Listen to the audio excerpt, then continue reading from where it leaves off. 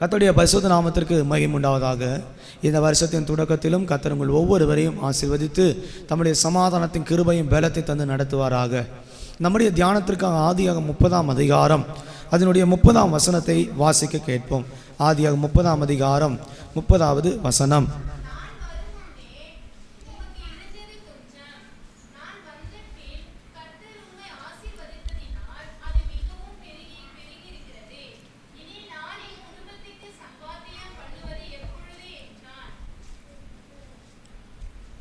கர்த்தருடைய பரிசுத்த நாமத்துக்கு மகிமை உண்டாவதாக.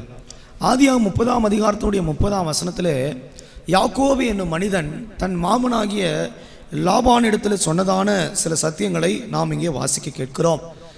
யாக்கோபு தன் சகோதரனாகிய ஏசாவுக்கு பயந்து தன் மாமனாகிய லாபான் வீட்டுக்கு போய் அங்கே குடியிருந்து அவன் செய்து கொண்டிருந்த வேலையில் கர்த்தர் அவனை ஆசீர்வதித்தார். அவன் ஆசீர்வதித்த சூழ்நிலையில் கர்த்தர் எப்படி அவனுக்கு ஆசீர்வதித்தார் என்ற சத்தியங்களை இந்த வசனத்தில் அவன் சொல்லுகிறதை நாம் வாசிக்க கேட்கிறோம்.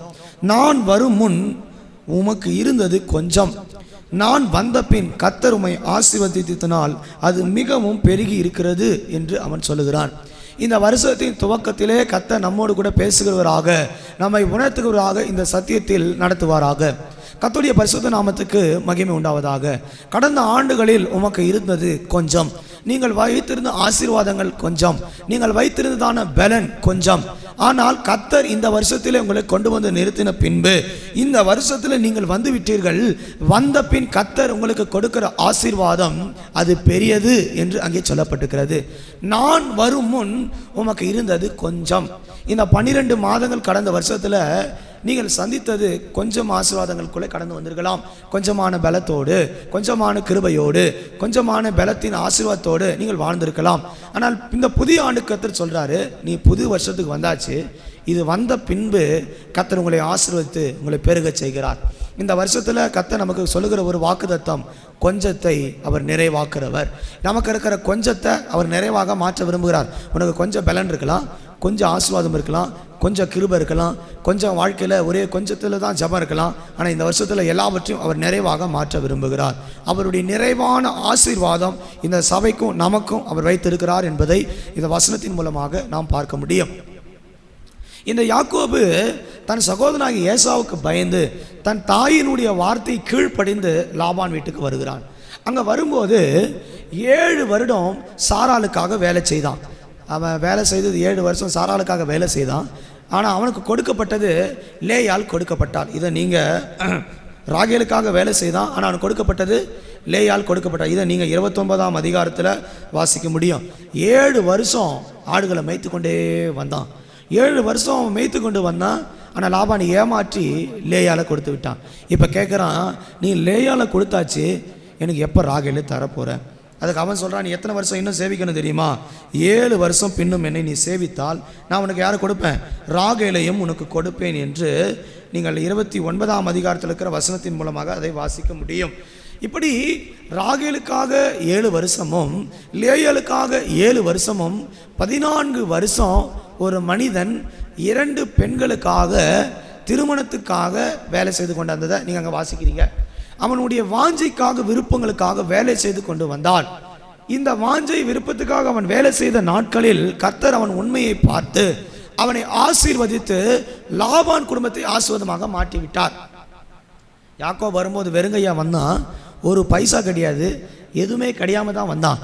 இந்த வருஷத்தில் நீங்கள் துவங்கும் போதும் வெறுமையாக வந்திருக்கலாம், ஒன்றும் இல்லாமல் கொஞ்சத்தோடு கொஞ்சம் ஆசீர்வாதத்தோடு இங்கே உட்கார்ந்து கொண்டிருக்கலாம்.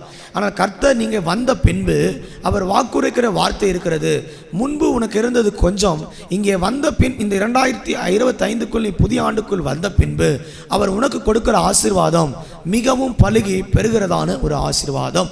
கொஞ்சத்தை அவர் நிறைவாக பூரணமாக பலுகும்படி பெருகும்படி ஆசீர்வதிக்கிறார். லாபானுடைய வாழ்க்கை என்பது ஆடு மேய்த்து கொண்டிருந்ததான வாழ்க்கை. இவனுக்கு யாக்கோபுக்கு ஆடுகள் கிடையாது, சொந்த ஆடுகள் கிடையாது. லாபானுடைய ஆடுகளை மேய்த்தா தான் இவனுக்கு சாப்பாடே. லாபானுடைய ஆடுகளை மேய்த்தாதான் இவனுக்கு மனைவி, லாபானுடைய ஆடுகளை மேய்த்தாதான் இவன் வாழ்க்கை.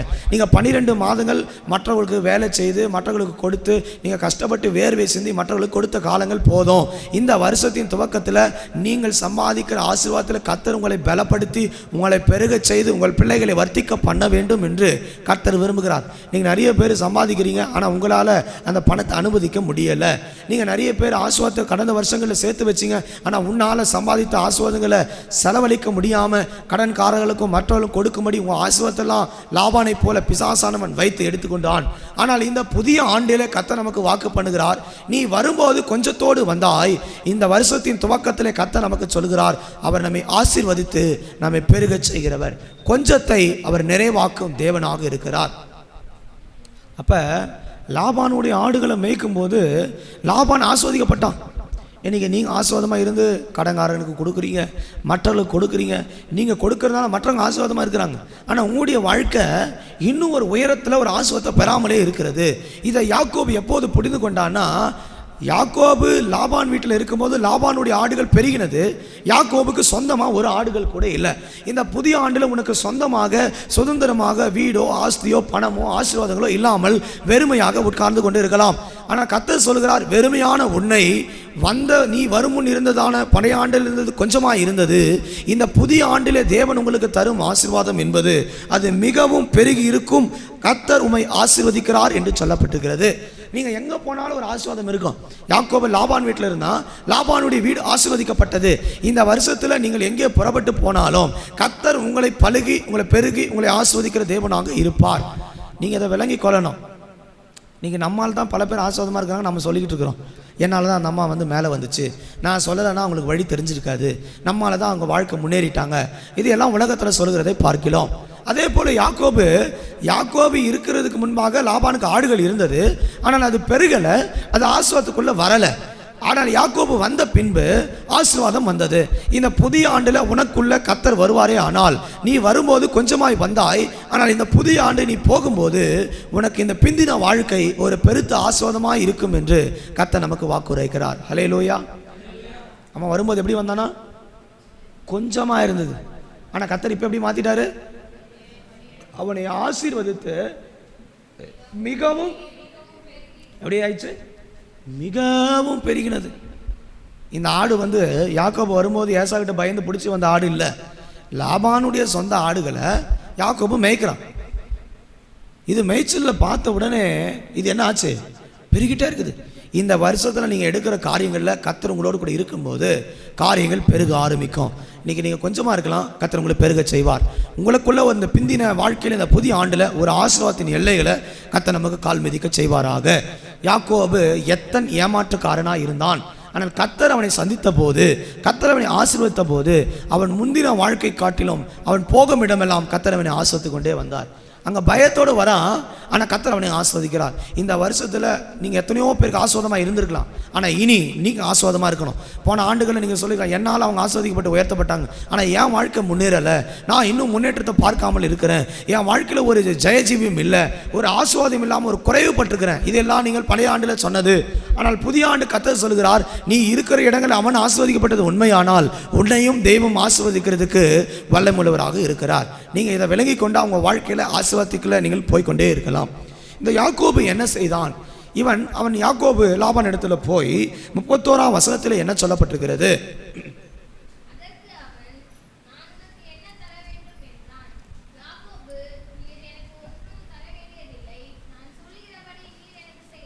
இப்போ யாக்கோபு போய் கேட்குறான், எல்லாவற்றையும் நான் பெருக செய்தேன், உனக்கு வேலை செய்தேன், கர்த்தர் என்னோட கூட இருந்தார், உனக்கு ஆசீர்வாதம் கொடுத்தாரு, ஆனால் நீ என்ன பண்ணல, எனக்கு ஒன்றுத்தையும் தரவே இல்லையேன்னு லாபான் இடத்துல போய் கேட்குறான். அதுக்கு லாபான் சொல்கிறான், நான் உனக்கு என்ன செய்ய வேண்டும்? அதுக்கு யாக்கோபு, நீர் எனக்கு ஒன்றும் தர வேண்டியதில்லை, நான் சொல்லுகிறபடி நீர் எனக்கு செய்தால் உம்முடைய மந்தையை திரும்பவும் மேய்த்து காப்பேன். இப்போ அவனுக்கு பிள்ளைங்க பெற்றாச்சு, யாக்கோபு பெரிய ஆள் ஆகியாச்சு. யாக்கோபு குடும்பம் வளர்கிறதுனால யாக்கோபுக்கு இப்போ ஆசீர்வாதம் தேவை. ஒரு காலகட்டத்தில் நமக்கு ஆசீர்வாதத்துக்கு தேவை இல்லாமல் இருந்துச்சு. ஆனால் இந்த புதிய ஆண்டு நமக்கு அநேக தேவைகள் இருக்கிறது. யாக்கோபு இந்த 14-20 வருஷங்களாக வேலை செய்தான். ஆனால் அவன் ஒரு நாள் கூட தன் ஆசீர்வாதத்தை கேட்கவே இல்லை. ஆனால் இப்போ கேட்குறான், என் ஆசீர்வாதத்தை கொடுங்க. நீங்கள் ஒருவேளை இந்த 12 மாதங்கள் ஆசீர்வாதத்தை கேட்காமலே மற்றவங்களை ஆசீர்வதிங்க ஆண்டவரே, இவர்களை ஆசீர்வதிங்க ஆண்டவரே, அவர்களை ஆசீர்வதிங்க ஆண்டவரே, மற்றவர்களுக்கு ஆசீர்வாதமாக இருந்திருக்கலாம். ஆனால் இந்த புதிய ஆண்டில் நீங்கள் ஒரு வார்த்தையை கேட்க வேண்டியது இருக்கிறது, என்னை நீர் ஆசீர்வதியும், என்னை நீர் பெருக பண்ணும். யாக்கோபு அதை தான் சொல்கிறான், ஆண்டவரே, ஆண்டவன் அந்த லாபான் இடத்துல சொல்கிறான், நீர் எனக்கு ஒன்றும் தர வேண்டியதில்லை, நான் சொல்லுகிறத மட்டும் செய்யுங்க. ஏன்னா அவனுக்கு ஒரு நிச்சயம் இருந்தது, கர்த்தர் யாக்கோபோடு கூட பேசியிருந்தார். அதனால் யாக்கோபுக்கு ஒரு நிச்சயத்தோடு சொல்கிறான், என்ன கர்த்தர் பேசியிருக்கிறாரு, என்னை ஆசீர்வதிப்பார், நான் சொல்லுகிறத மட்டும் நீ செய் என்று லாபான் இடத்துல யாக்கோபு சொல்லுகிறான். இந்த வருஷத்தில் நீங்கள் கடந்த ஆண்டுகளில் போல் எத்தனையோ ஆசீர்வாதங்களை வைத்திருந்தீங்க. ஆனால் உங்கள் பிள்ளைங்களுக்காக உங்களுக்காக ஒரு ஆசீர்வாதத்தை சேர்த்து வைக்காமலே இருக்கிறீங்க. நீங்கள் நிறைய பேர் இருக்கிறீங்க, ஆனால் பிள்ளைகளை குறித்து குடும்பத்தை குறித்து கவலையே இல்லை. நிறைய பேர் சபையில் இருக்கிறாங்க, வசனம் கேட்குறாங்க, பிள்ளைகளை பற்றி கவலையே பட மாட்டாங்க. அவனுக்கு தெரிஞ்ச வசனம், அவர் உங்களை விசாரிக்கிற கவலையெல்லாம் அவர் மேலே வச்சுட்டேன், பிள்ளைகளை அவர் பார்த்துக்கொள்வார், பிள்ளைகளை உங்ககிட்ட கொடுத்துட்ட பிறகு பிள்ளைகளை அவர் பார்த்துக்கொள்வார்னா அப்புறம் உனக்கு என்ன வேலை? நீங்கள் நிறைய பேர் பிள்ளைகளை குறித்து ஒரு நல்ல கரிசனையே கிடையாது, அப்பா அம்மா குறித்து கரிசனையே கிடையாது. இன்றைக்கி நிறைய பேருக்கு அப்படி கரிசனை இல்லாதனால தான் ஆசீர்வாதம் இல்லை. யாக்கோபு சொல்கிறான், நான் இது வரைக்கும் வேலை செய்தோம், உடைய மந்தையை காத்தேன், என்கிட்ட என்ன இல்லை, ஒரு ஆடு மாடு மந்த ஒரு ஆசீர்வாதம் இல்லை. ஆனால் இப்போ எனக்கு ஆசீர்வாதம் தேவை இருக்கிறது. ஏன் அதை அவன் சொன்னான்னா, அப்போ அவனுக்கு திருமணம் ஆகலை, அப்போது அவனுக்கு பிள்ளைகள் இல்லை. இப்போ யாக்கோபினுடைய சந்ததி பெரிதாக இருக்கிறது, கர்த்தர் அவனை ஆசீர்வாதத்தை பெரிதாக்கி இருக்கிறார். இன்றைக்கி நம்முடைய தேவைகளும் பெரிதாக இருக்குது, பிள்ளைகளுடைய தேவைகள் இருக்குது, குடும்பங்களுடைய தேவைகள் இருக்குது, நம்முடைய தனிப்பட்ட வாழ்க்கையினுடைய ஒவ்வொருடைய தேவைகளும் அதிகமாகிட்டே இருக்குது. நீங்கள் விலைவாசிகள் பாருங்கள் எவ்வளோ கூடிருச்சு. முன்னே இருந்த நாட்களோடு போய் இன்றைக்கி பிள்ளைகளை படிக்க வைக்கிறது கஷ்டமாக இருக்குது. அப்போ நம்முடைய தேவைகள் பெருகின போது நாம் மற்றவர்களுக்கு கொடுக்குற காரியம் எவ்வளவு நம்ம கொடுத்தோமோ ஆசீர்வாதமோ, இனி நமக்கும் ஆசீர்வாதம் வேணும் என்பதை நீங்கள் உணரணும். சில பேர் இருக்கிறான், தான் பிள்ளைகளுக்கு வைக்கவே மாட்டான், ஊரில் இருக்கிறவங்களாம் கொடுத்துட்டே இருப்பான். கொடு, மற்றவர்களுக்கு கொடுக்கணும்னு வேதம் சொல்லுது. ஆனால் முதல்ல உனக்குன்னு ஒரு பங்கை வைத்துக்கொள்ளு. ஆண்டவர் என்ன சொன்னார், உங்ககிட்ட 2 வருஷம் தான், ஒன்று உனக்க வை, மற்றவன்ட்டு கொடு. நீ நிறைய பேர் தான் பிள்ளைகளுக்கு கொடுக்கறதும் இல்லை, ஒன்றும் இல்லை, அவர்களை கொண்டு வந்து வீட்டில் விட்டுட்டு வெளியூர்களுக்கு உதவி பண்ணுறான். முதல்ல உன் சொந்த குடும்பத்தை நடத்து. வசனம் சொல்லுது, தன் சொந்த குடும்பத்தை நடத்த தெரியாதவன் ஊழியத்தை செய்வது எப்படி? முதல்ல உன் பிள்ளைங்க உன் குடும்பத்தை சரியான விதத்தில் ஆசீர்வாதத்துக்குள்ள நடத்த பழகணும். யாக்கோபுக்கு இந்த புத்தி எப்போது வந்தது? தான் பிள்ளைகள் பெற்று வளர்ந்த போது அவனுக்கு எண்ணம் உண்டானது, ஏன் நமக்கு ஆசீர்வாதம் இல்லை? இந்த வருஷத்தில் உனக்கு ஒரு எண்ணம் உண்டாகணும், என் பிள்ளைக்கு எனக்கு ஏன் ஆசீர்வாதம் இல்லை? ஏன் முந்தின நாட்கள் இந்த கொஞ்சத்தில் நான் வாழ்ந்து கொண்டிருக்கிறேன்? யாக்கோபோடு கர்த்தர் இருக்கும்போது அவன் போகிற இடமெல்லாம் ஆசீர்வாதம். நீங்கள் போய் ஜெபம் பண்ணுறீங்க, அந்த வீடு கட்டப்படுது. நீங்கள் போய் ஜெபம் பண்ணுறீங்க, அந்த வீடு ஆசீர்வதிக்கப்படுது. ஏன் உங்கள் வீடு இன்னும் கட்டப்படாமல் இருக்கிறது? ஏன் நீ இன்னும் ஆசீர்வதிக்கப்படாமல் இருக்கிறாய்? அதை நீங்கள் இந்த வருஷத்தில் உணர்ந்து கொண்டால் கர்த்தர் நிச்சயமாக உங்களையும் ஆசீர்வதிப்பார். யாக்கோபு சொல்லுகிறான், நீ எதை எனக்கு செய்ய வேண்டாம், நான் சொல்லுகிறபடி செய்ய. என்ன அவன் சொன்னான்? 32 வசனத்தை வாசிக்கும் போது,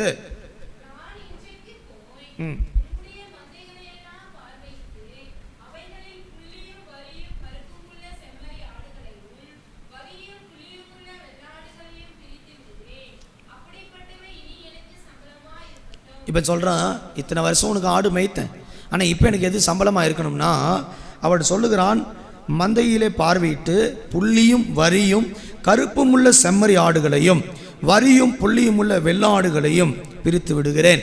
அவனுக்கு ஒரு பங்கு எடுக்கிறான். எனக்கு பங்கு, இந்த புள்ளியும் வரிகள் உள்ள ஆடுகளை நான் எடுத்துக்கொள்கிறேன், இந்த வெள்ளாடுகளையும் இந்த செம்மறி ஆடுகளையும் எனக்கு பிரித்து கொடுப்பேன், மற்றதை உன் பிள்ளைகளுக்கெல்லாம் நான் வசமாக ஒப்பு கொடுத்துறேன் என்று அவன் சொல்லிவிட்டான். இவ்வளோ நாள் ஆடுகளை மேய்த்தான், இப்போ அதில் கொஞ்சத்தை எனக்கு கொடுங்க, அந்த கொஞ்சத்தை நான் எடுத்துக்கொண்டு போகிறேன், மற்றதை லாபான் இடத்துல ஒப்பு கொடுத்து விட்டான். இவன் சம்பாதித்தது 20 வருஷம் 14 வருஷத்துக்கு மேலே பாடுபட்டு 2 மனைவிகளுக்காக வேலை செய்து ஆடுகள் மந்தைகள் பெருகினது. அவன் வரும்போது இருந்தது கொஞ்சம், அவன் வந்த பிறகு அந்த குடும்பம் கர்த்தர் பெருக ஆசீர்வதித்து விட்டார். ஆனால் இவனுக்கு அதில் இன்னும் ஆசீர்வாதம் பெற முடியலை. இன்றைக்கி நம்முடைய பணமெல்லாம் கடன்காரனும் மற்ற காரனும் வாங்கி கொண்டு போகிறான். நீ வரும்போது கொஞ்சமாக இருந்திருக்கலாம், ஆனால் இப்போ கர்த்தர் உன் குடும்பத்தை ஆசீர்வதிக்க வேண்டும், உங்கள் தனிப்பட்ட வாழ்க்கை கர்த்தர் ஆசீர்வதிக்க வேண்டும், அது ரொம்ப அவசியமாக இருக்கிறது. யாக்கோபு இதை புரிந்து கொண்டு தன் மந்தைகளை அந்த பிள்ளைகள்கிட்ட ஒப்பு கொடுத்து விட்டான். ஒப்பு கொடுத்த பின்பு அவன் என்ன செய்தான் என்பதை வேதத்தில் வாசிக்கிறோம். எப்படி அவனுடைய ஆடுகள் பலத்தது. இப்போ கொஞ்சம் ஆடு இவன் வைத்துக்கொண்டு மற்ற ஆடுகளை லாபானுடைய வசத்தில் கொடுத்தாச்சு. நீ இந்த ஆடுகள் எல்லாம் உன்னுடைய ஆடுகள், இந்த ஆடுகள்லாம் என்னுடைய ஆடுகள், இந்த செம்மறி ஆடுகளும் இந்த வெள்ளை ஆடுகளும் என்னுடையது, மற்ற ஆடுகள் எல்லாம் உன்னுடையது என்று வேறு பிரித்து ஆடுகளை அவன் விடத்திற்கு ஒப்பு கொடுத்து விட்டான். இப்போ கர்த்தர் எப்படி யாக்கோபை பெருகச் செய்தார், அவனுடைய கொஞ்சம் ஆடுகள் எப்படி பெருகினது, இதை நாம் விளங்கி கொண்டால் இந்த வருஷத்தில் உங்களுக்கு ஒதுக்கப்பட்ட கொஞ்சம் ஆசீர்வாதங்கள், கொஞ்சம் இருக்கிறதான பலன் பலன், கொஞ்சம் இருக்கிறதான குடும்பத்தில் இருக்கிறதான எல்லாவற்றையும் கர்த்தர் மிகவும் பெருக பண்ணி ஆசீர்வதிப்பார். அங்கே நீங்கள் வாசிக்கும் போது யாக்கோபுக்கு கர்த்தர் இந்த ஆசீர்வாதத்தை எப்படி பெருக செய்கிறார் அதை நாம் விளங்கிக் கொள்ள வேண்டும். 37ஆம் வசனத்தை வாசிக்கும் போது,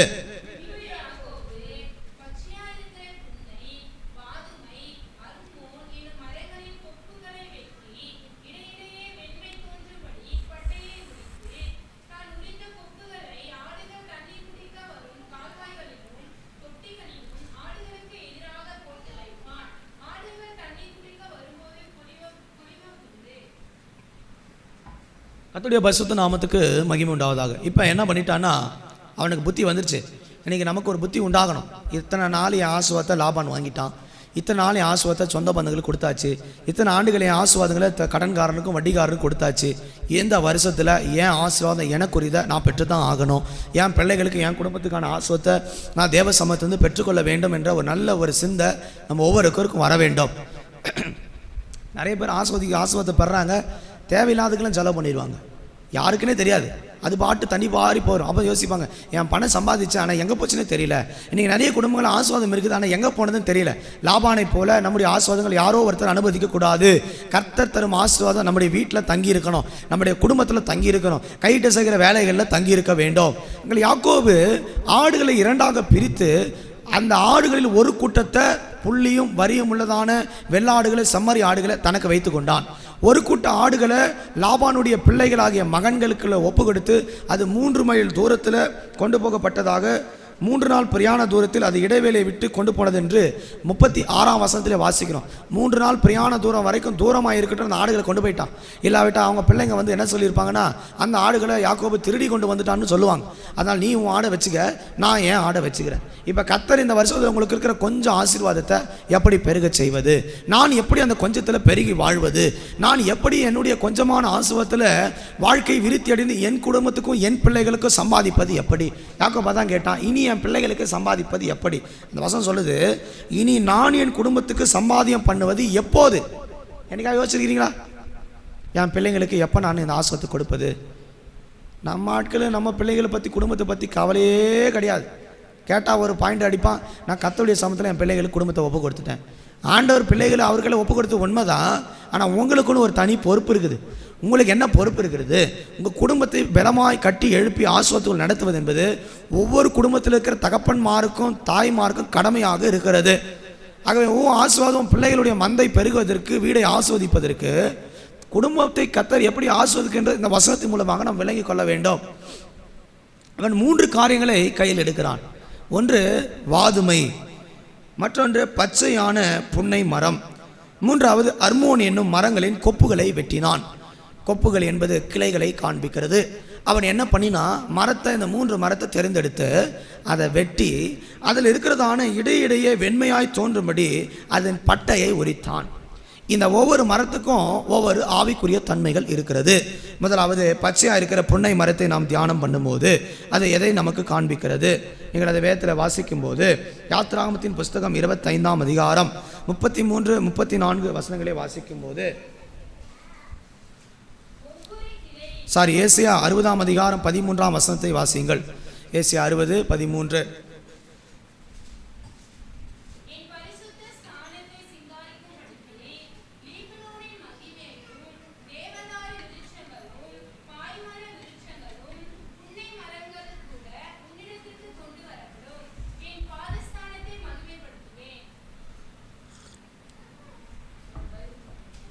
இந்த புன்னை மரம் என்பது தேவனுடைய பாதஸ்தானத்தை மகிமைப்படுத்தத்தக்கதான ஒரு மரம்.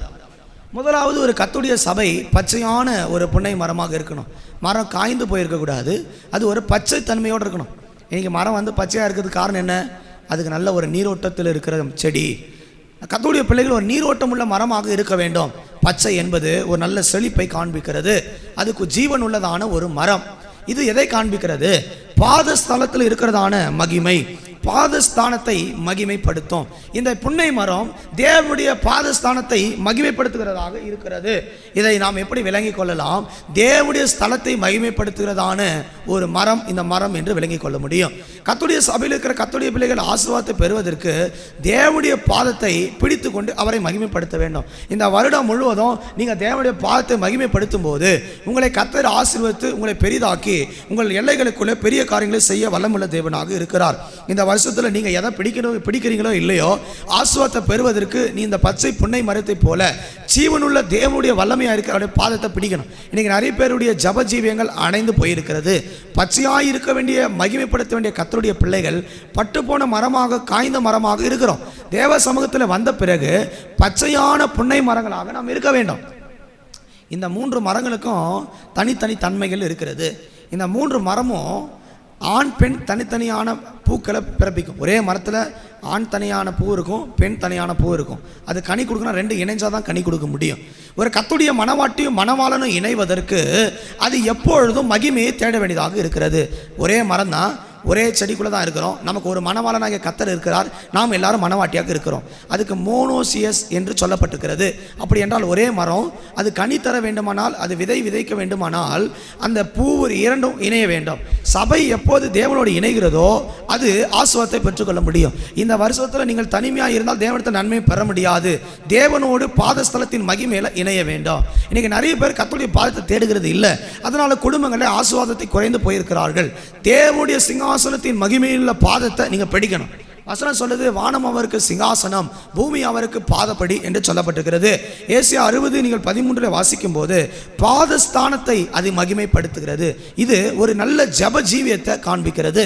ஒரு கர்த்தருடைய பிள்ளைகள் இரவும் பகலும் தேவனுடைய பாதத்தை பிடிக்கும் போது நிச்சயமாகவே கர்த்தருடைய ஆசீர்வாதத்தை பெருக செய்கிறார். நீங்கள் அதை தான் ஆதியாகமத்திலே வாசிக்கிறோம். யாக்கோபு அதிகாரம் 32 அதிகாரத்திலே பொழுது விடிய மட்டும் அவரை விடாதபடி பிடித்து கொண்டான், அவன் ஆசீர்வதிக்கப்பட்டான். வேதத்தில் வாசித்து பாருங்க, 24 32 24.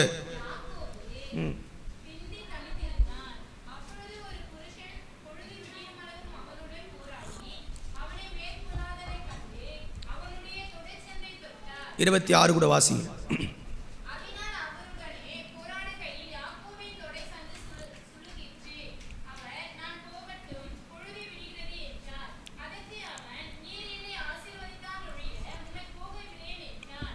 இந்த பச்சையான புன்னை மரம் என்பது தேவனுடைய பாதத்தை பிடித்துக் கொள்வதான ஒரு அனுபவத்தை காண்பிக்கிறது. இந்த வருஷம் முழுவதும் நீ யார் காலை பிடிக்கிறீங்களோ இல்லையோ கர்த்தருடைய காலை பிடிச்சிடணும். நீங்கள் தேவ சமூகத்தை விட்டுறவே கூடாது. தினமும் ஜப ஜீவியத்துக்குள்ள வந்துடணும்.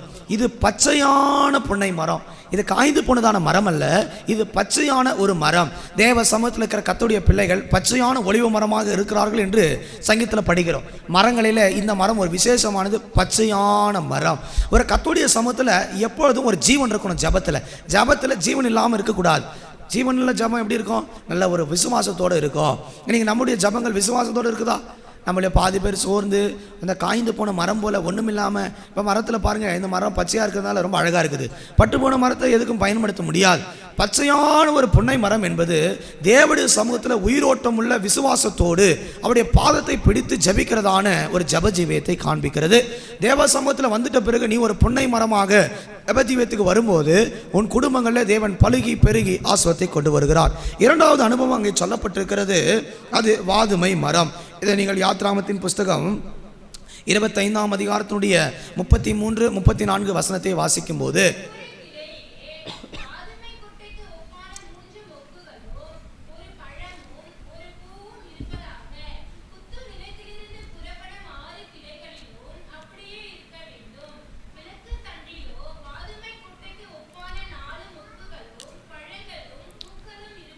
ஆமென். இந்த யாக்கோபு முதலாவது இந்த நீங்கள் பச்சை புன்னை என்பது போராடி ஜபித்து தேவனுள்ள ஒரு ஜீவனுள்ள ஜபத்தோடு தேவனுடைய ஆசீர்வாதத்தை பெற்றுக்கொள்வதை இந்த புன்னை மரம் காண்பிக்கிறதாக நாம் வாசித்தோம். 2வது இது வாதுமை என்று சொல்லப்பட்டிருக்கிறது. இந்த வாதுமை கொட்டைகள் இது பல காரியத்துக்கு பயன்படுகிறதாக உலக பிரகாரமாக பார்க்கிறோம். இந்த மரமும் கூட ஆண் பெண் இணைந்து இல்லாத ஒரு வேறு. இந்த 3 மரங்கள் அப்படி வித்தியாசமான ஒரு மரங்கள். இது ஆண் பெண் தனித்தனியான பூக்கள் உள்ளது. அந்த பூக்கள் இருக்கிற பாலினேஷன் 2 இணைந்தாதான் அது கனியை விதையை கொடுக்க முடியும். அதே போல் நாம் மணவாளனோடு எப்போது இணைகிறோமோ, தேவனுடைய சமூகத்தோடு எப்போது இணைகிறோமோ, அப்போது தான் நம்முடைய வாழ்க்கை ஆஸ்வதிக்கப்படும். மணவாளனை விட்டு நாம் தூர செல்லும் போது நம்முடைய வாழ்க்கையில் பெருக்கத்தை காண முடியாது, ஆசுவத்தை பெற்றுக்கொள்ள முடியாது. இந்த மரம் சொல்லப்பட்டிருக்கிறது வாதுமை. இது குத்து வழுக்குகளின் தண்டுகளிலே காணப்பட்டதான வாதுமை கொட்டைகள் என்று சொல்லப்பட்டிருக்கிறது. இதனுடைய பூக்கள், இதனுடைய மொக்குகளின்படி அந்த குத்துவிளக்கை செய்ய வேண்டும் என்று கர்த்தர் ஆசரிப்பு கூடாரத்தில் என்ற குத்துவிளக்கினுடைய மாதிரியை அவர்களுக்கு கட்டளையாக கொடுத்ததை வாசிக்கிறோம். நீங்கள் வாசித்த யாத்திராகம் 25ஆம் அதிகாரத்தில் 33, 34, 35 வசனங்களில் அது சொல்லப்பட்டிருக்கிறது. ஆண்டவர் குத்துவிளக்க பண்ண சொன்னார்.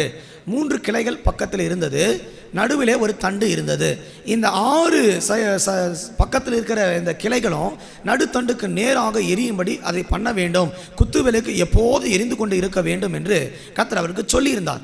இந்த தண்டுகளுக்குள்ள இந்த வாதுமை இருக்கிறது. இது எதை காண்பிக்கிறது? வாதுமை நல்ல ஒரு அபிஷேகத்துக்கு நாம் ஒப்பனையாக எடுத்துக்கொள்வோம். குத்துவிளக்கு ஆசரிப்பு கூடாரத்தில் எப்போது எதிர்கொண்டே இருக்க வேண்டும். வாதுமை என்பது அது ஒரு விதையை காண்பிக்கிறது. நமக்குள்ள இந்த வருஷத்தில் ஒரு விதை எழுமணும், பரிசுத்த ஆவி என்னும் விதை. இது உங்களுக்குள்ள வளர்ந்து செழித்து ஒரு அபிஷேகத்துக்குள்ள எப்போதும் காணப்பட்டு கொண்டே இருக்க வேண்டும். என்னாகமத்தில் யாத்திராகமத்தின் 37ஆம் அதிகாரத்தை வாசிக்கும் போது 19ஆம் வசனத்தில் கூட அதே வசனத்தை வாசிக்க முடியும். 37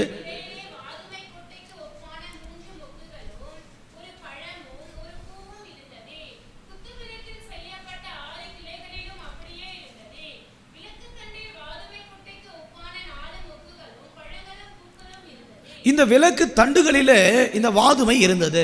இதை எதை காண்பிக்கிறது? பரிசுத்த ஆவியின் நடத்திப்புக்குள்ள சபை வந்துவிட வேண்டும். இந்த வாதுமை என்பது இந்த கொட்டை, இது எண்ணெய் எடுக்கிறாங்க, பல காரியத்தை செய்கிறாங்க. இந்த எண்ணெய் அபிஷேகம் ஒரு சபைக்கு தேவையாக இருக்கிறது. உங்கள் ஆசீர்வாதத்துக்கு காரணமே நீங்கள் எவ்வளவு குத்து விளக்கில் எண்ணெயாக இருக்கிறீர்கள். இந்த குத்து விளக்கில் இந்த வாதுமை கொட்டைகளை மாடலில் வெயின்னு கர்த்தர் சொல்கிறார். இப்போ நாம் உலக பிரகாரமாக இஸ்ரேல் நாட்டில் அந்த 7 குத்து விளக்கில் பாருங்கள், பொன் குத்து விளக்கில் அந்த குத்து விளக்கினுடைய பக்கத்தில் முட்டு முட்டாக 3 இருக்கும். பார்த்துருக்கீங்களா? குத்து விளக்கு 7 இருக்குது. அந்த தண்டுகள் கிளைகளில் பாருங்கள், மொக்கு முக்காக இருக்கிறது. அது எதை காண்பிக்கிறதுனா இந்த வாதுமைக்கு அடையாளமாக கர்த்தர் அதை கொண்டு வந்தார். இதை நாம் ஆவிக்குரிய கண்ணோட்டத்தை பார்க்கும்போது குத்து விளக்கு இந்த வாதுமை என்பது அபிஷேகத்துக்கு ஒப்பனையாக எடுத்துக்கொள்வோம், அல்லது ஆவியானுடைய நடத்திப்புக்கு ஒப்பனையாக எடுத்துக்கொள்வோம். வெளிப்படுத்தலே வாசிக்கும் போது இந்த 7 குத்து விளக்குகள் எதை காண்பிக்கிறது? நீங்கள் அதை விளங்கி கொண்டால் கர்த்தர் உங்களை ஆஸ்வதிப்பார். நீங்கள் வெளிப்படுத்தல் புஸ்தகத்தை வாசிக்கும் போது 1ஆம் அதிகாரத்தில் 7 குத்து வழக்குகள், அவர் 7 குத்து வழக்கு மத்தியில் உலாவுகிற தேவன் என்பதை அங்கே நாம் வாசிக்க முடியும். தேவனுடைய சத்தியம் நமக்கு சொல்லிக் கொடுக்கிறதான வார்த்தைகள். அவர் 7 குத்து வழக்கு மத்தியில் உலாவுகிற தேவன். இதை ஏசியாவிலும் வாசிக்கலாம், வெளிப்படுத்தல கூட நாம் வாசிக்க முடிகிறது. கர்த்தருடைய பரிசுத்த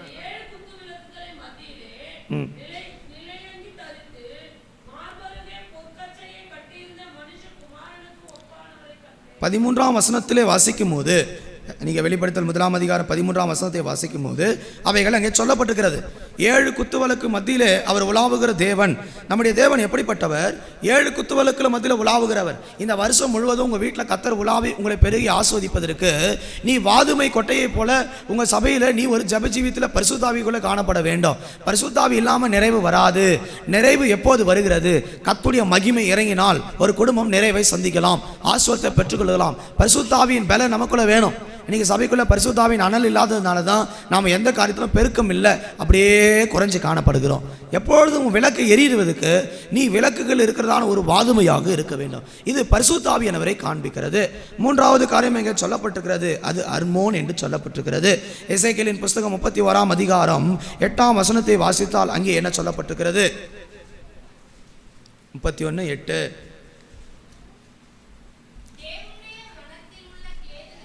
தேவனுடைய வனத்தில் உள்ள கேதுருக்கள் அது மறைக்கக்கூடாது இருந்தது. தேவதாரு விருட்சத்தின் கொப்புகள் அதுக்கு சமமானது அல்ல. அர்மோனுடைய கிளைகளும் அதுக்கு நிகரானது அல்ல. போதும். இங்கே கர்த்தர் தேவனை அறியாத ஒரு கூட்டம் இந்த உலகத்தினுடைய தேவதாரு விருட்சங்கள் பெரியது என்று நினைத்து கொண்டிருந்தார்கள். அப்படிப்பட்ட கர்த்தர் சொல்கிறார், இந்த உலகத்தில் தேவனுடைய கிளை என்று ஒன்று இருக்கிறது, அர்மோனின் கிளை. கிளை, இந்த அர்மோன் என்பது ஒரு உயரமான மரமாக இருக்கிறது. ஒவ்வொரு மரத்துக்கும் ஒரு தன்மைகள் இருக்கிறது. இந்த அர்மோன் மரம் பல கிளைகள் உள்ளதான மரம், கிளைகள் அதிகமாக காணப்படுகிறதான மரம். இது எதை காண்பிக்கிறது? கிறிஸ்துவை நமக்கு வெளிப்படுத்துவதாக இருக்கிறது. ஏசாயாவின் புஸ்தகம் 11ஆம் அதிகாரம் 1ஆம் வசனத்தை வாசிக்கும் போது, ஈசா என்னும் அடிமரத்திலிருந்து ஒரு துளிர் எழும்பி அதன் வேரிலிருந்து ஒரு கிளை எழும்பி செழிக்கும் என்று வாசிக்கிறோம். ஏசாயா 11ஆம் அதிகாரம். ஈசா எனும் அடிமரத்திலிருந்து ஒரு துளிர் தோன்றி அவன் வேர்களிலிருந்து ஒரு கிளை எழும்பி செழிக்கும். இந்த ஈசா எனும் அடிமரத்திலிருந்து வேர்களிலிருந்து எழும்பினதான கிளைதான் இயேசு கிறிஸ்து. இந்த 3 அனுபவங்கள் நம்முடைய வாழ்க்கையில் வந்தால் நம்முடைய வாழ்க்கையில் ஆசீர்வாதங்கள் நிச்சயம். ஒன்று, பச்சையான புன்னை மரம். இது நல்ல ஒரு உயிரோட்டம் உள்ள ஒரு ஜபம், உயிர் உள்ள ஜபம், விசுவாசத்தோடு ஜபம், கருத்தான ஜபம், ஊக்கமான ஜபம், விசுவாசம் உள்ள ஜபம். இப்படி பல ஜபங்களிலே நாம் எடுத்துக்கொள்ள முடியும். இரண்டாவது, அது வாதுமை கொட்டை என்று சொல்லப்பட்டிருக்கிறது. இது குத்துவிளக்குகளிலே காணப்படுகிறதான ஒரு அனுபவம். அது பரிசுத்தாவின் நடத்திப்புக்குள்ளாய் நம்மையும் குடும்பத்தையும் ஆவியானுடைய வல்லமைக்குள்ளே நடத்துகிறதை காண்பிக்கிறது. மூன்றாவது, அங்கே சொல்லப்பட்டிருக்கிறது, அது அர்மோனுடைய கிளைகள் என்று சொல்லப்பட்டிருக்கிறது. அர்மோன் என்றால் கிளைகள் உள்ளதான மரம். இதை நாம் இயேசு கிறிஸ்துக்கு ஒப்பனையாக எடுத்துக்கொள்ளுவோம். வாழ்க்கையில் கிறிஸ்துவை சரியான விதத்தில் எப்பொழுதும் நடத்தி கொண்டே இருக்கணும். உங்கள் வீட்டில் அந்நிய வல்லமைக்கு இடம் கொடுத்துடக்கூடாது, அந்நியருடைய அவிசுவாசத்தினுடைய ஆலோசனைக்கு இடம் கொடுத்துடக்கூடாது. குடும்பம் ஆசீர்வதிக்கப்படுவதற்கு கிறிஸ்துவின் ஆலோசனை, இயேசு கிறிஸ்துவனுடைய நடத்திப்புக்குள்ள குடும்பத்தை கொண்டு வரணும். நிறைய குடும்பங்கள் ஆண்டவரே இல்லை, சபையில் இருக்கிறாங்க, ஆனால் ஆண்டவர் இல்லை. இந்த உலகத்தில் இருக்கிற ஜனக்கு ஆண்டவர் இல்லைன்னா நமக்குள்ள ஆண்டவர் இருக்கிறாரா என்பதை சிந்திக்கணும். நமக்குள்ள ஆண்டவர் இல்லாமல் போனால் நம்மளால் ஒரு காரியத்தையும் செய்ய முடியாது. நாம் கர்த்தருடைய பிள்ளைகள் என்பது சொல்லிக்கிறது பெருசு இல்லை. கிறிஸ்துவுக்குள் ஒரு மனிதன் இருந்தால் அவன் புதிய சிருஷ்டி. உனக்குள்ள ஆண்டவர் வந்து விட வேண்டும், கிறிஸ்து உங்களுக்குள்ள விழாவணும், உங்கள் குடும்பத்தில் காணப்படணும். இந்த கிறிஸ்துவின் வல்லமை வரும்போது நம்முடைய வாழ்க்கை பெருக்கத்தை, ஆசீர்வாதத்தை பெற்றுக்கொள்ள முடியும். இந்த 3 அனுபவங்கள் ஒரு சபைக்கு அவசியமாக இருக்கிறது. நீ நிறைய பேருக்கு இயேசுன்ற நாமத்தை சொல்கிறதே கிடையாது, ஜபத்தில் கூட சொல்ல மாட்டாங்க. சோத்திரம் சொல்கிறாங்க, துதி சொல்கிறாங்க, இயேசுன்ற நாமத்தை சொல்கிறது இல்லை. நீங்கள் சில சபைகள் இருக்குது, ஏசப்பா பேரே சொல்ல மாட்டான், ஆனால் அவன் ஜெபம் பண்ணிகிட்டே இருப்பான். கேட்டால் பிதா தான் தெய்வம். சில பேர் இருக்கிற மோசே தான் கடவுள். சில பேர் சொல்கிறாங்க ஆண்டவரே கிடையாது, பரிசுத்த ஆவியானவர் தான் தேவன். இயேசுவின் நாமம் அல்லாமல் ஒரு மனிதனுக்கு பெருக்கத்தை, ஆசீர்வாதத்தை இந்த உலகத்தில் எதையும் பெற்றுக்கொள்ள முடியாது. வேதத்தில் வாசிக்கிறோம், இயேசு கிறிஸ்துவின் நாமத்தை அறிக்கை பண்ணாத எந்த ஆவியும் அந்தி கிறிஸ்துவனுடைய ஆவி என்று 1 யோவானிலே வாசிக்கிறோம். இயேசு கிறிஸ்துவின் ஆவியுடைய ஆவியே, கிறிஸ்துவின் ஆவியுடைய ஆவியே உண்மையுள்ள ஆவி, அது உண்மையுள்ள சத்தியம். இந்த சபையில் வந்துவிட்ட பிறகு உங்கள் வாழ்க்கையில் அனுதினமும் கிறிஸ்து உலாவ வேண்டும். கிறிஸ்துவின் உடையவர்கள் தங்கள் ஆசை இச்சைகளை சிலுவையில் அறிந்து கொண்டவராக குடும்பத்தில் கிறிஸ்துவின் மகிமை எப்போதும் இருக்கணும். நம்ம குடும்பத்தில் அப்பா அம்மா இல்லைனா நம்ம எவ்வளோ துக்கப்படுறோமோ, நம்முடைய நண்பர்கள் இல்லைனா எவ்வளோ துக்கப்படுறோமோ, அதை விட நம்முடைய வாழ்க்கை பெருக்கத்துக்கு, ஆசீர்வாதத்துக்கும் கிறிஸ்து நம்முடைய வாழ்க்கையில் இருக்க வேண்டும். கிறிஸ்து நம்ம விட்டு தூரம் போயிடக்கூடாது. நீ நிறைய பேரை விட்டு ஆண்டவர் இந்த வருஷத்தில் தூரம் போயிருக்கலாம், மறுபடியும் கர்த்தரை உங்களுடைய குடும்பத்துக்கு கொண்டு வாங்க. உங்கள் வீடுகளுக்குள்ளே கிறிஸ்து உலாவணும். சில பேர் வசனம் போட்டிருக்கிறீங்க, அதனால் ஆண்டவர் இருக்கிறான்னு நினச்சிருக்கிறீங்க. சில பேர் என்ன நினைக்கிறீங்க, இந்த ஒரு அதிகாரம் படிச்சுட்டேன், அதனால் ஆண்டவர் என் கூட இருக்கிறாரு. சில பேர் எதில் எல்லாத்துலேயும் நம்ம ஒரு சாட்டிஸ்ஃபைட் ஆயிடும். நாம் எதுலையும் சாட்டிஸ்ஃபைட் ஆகிடக்கூடாது, கிறிஸ்துவோடு நடக்கணும். நீங்கள் ஆண்டவரோடு நடக்கிறதுக்கு தான் கர்த்தர் நம்மை அழைத்திருக்கிறார். ஒரு கிறிஸ்துக்குள் நிலைத்திருக்கிறான் என்று சொல்லுகிறவன் அவர் நடந்தபடியே தானும் நடக்கிறான். அவர் எனக்குள்ள அவருக்குள் நானும், எனக்குள் அவரும் இருக்கணும்னா அவர் நடந்தபடியே நானும் நடக்கிறேன் என்று வேதம் நமக்கு சொல்லித் தருகிறது. கிறிஸ்துவோடு நடக்கிற வாழ்க்கை என்பது அவர் நடந்தது போல் நடப்பது. இந்த 3 அனுபவங்கள் நமக்குள்ளே வரும்போது கர்த்தர் நம்மை பெருக செய்து ஆசீர்வதிக்கிறார். ஆதியாகமத்தில் 30ஆம் அதிகாரத்தை வாசிக்கும் போது அவன் இதை என்ன செய்தான்னா, இடையிடையே வெண்மையான தோன்றும்படி பட்டையை உரித்து போட்டான். அவன் பார்த்தான், இந்த 3 அனுபவத்தினுடைய பட்டைகளை வெட்டி கிளைகளை துண்டாக்கி அதன் பட்டைகளை உரித்து அதில் சில வெண்மையை காணும்படி வைத்து கொண்டிருந்தான். இந்த புன்னை மரம், பச்சை புன்னை மரம், இது நல்ல ஒரு உயிரோட்டமுள்ள ஜபம், உயிரோடு ஜெபிக்க. சில பேர் செத்து போன மாதிரி ஜெபிப்பாங்க. விசுவாசம் இல்லாத ஜபம். விசுவாசம் இல்லைன்னா பிணியாலையை ரட்சிக்க முடியாது. விசுவாசம் இல்லைன்னா ஜெயத்தை பெற முடியாது. ஜபத்தில் ஒரு உயிர் இருக்கணும். நான் ஜெபிக்கிறேன் கத்த நிச்சயமாக, அதான் உயிரோட்டம் உள்ள ஜபம். இரண்டாவது, அது புன்னை மரம், அது வாதுமை என்று வாசிக்கிறோம். வாதுமை அபிஷேகத்தை காண்பிக்கிறது. வாதுமை தான் ஒரு மனிதனை உயிரோட்டம் இருக்குதா இல்லையா என்பதை காண்பிக்கும். அபிஷேகம் தான் ஒரு மனிதனை வாழ்க்கையில் எந்த ஸ்தானத்தில் இருக்கிறான் என்பதை காண்பிக்கிறது. நீங்கள் நிறைய பேருக்குள்ள ஆவியானவரை பெறலை. இந்த சபையில் நிறைய பேர் அபிஷேகம் பெறாமல் இருக்கிறீங்க. ஆண்டவர் ஆரோனுடைய கோல் துளிர்த்தது, அதில் பூத்துதான பூ இந்த வாதுமை என்று கூட வாசிக்கிறோம். என்னாகமத்தில் வாசிக்கும் போது 17ஆம் அதிகாரம் 8ஆம் வசனத்தை வாசிக்கும் போது, தெரிந்து கொள்ளப்பட்ட கோல் எந்த கோலோ அந்த கோல் துளிர்க்கும், அதில் வாதுமை இருக்கும் என்று வாசிக்கிறோம். என்னாகும் 17:8.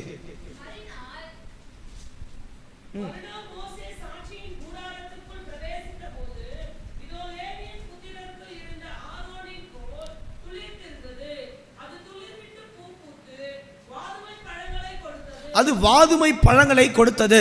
தெரிந்து கொள்ளப்பட்ட சபையில் இருக்கிற எல்லாருக்கும் ஒரு கனி இருக்கணும், அது ஆவியின் கனி, அதுதான் ஆவியின் அபிஷேகம். இந்த வல்லமை இருந்துச்சுன்னா உன் குடும்பம் செழிப்பாய் கொண்டே இருக்கும். நிரம்பிட்டே இரு, நடந்தா படுத்திருந்தா ஒரு அபிஷேகத்தில் அனாக்டிங்கில் இருக்கணும். தேவ அபிஷேகத்தை ஒருபோதும் நம்ம இழந்து விடக்கூடாது.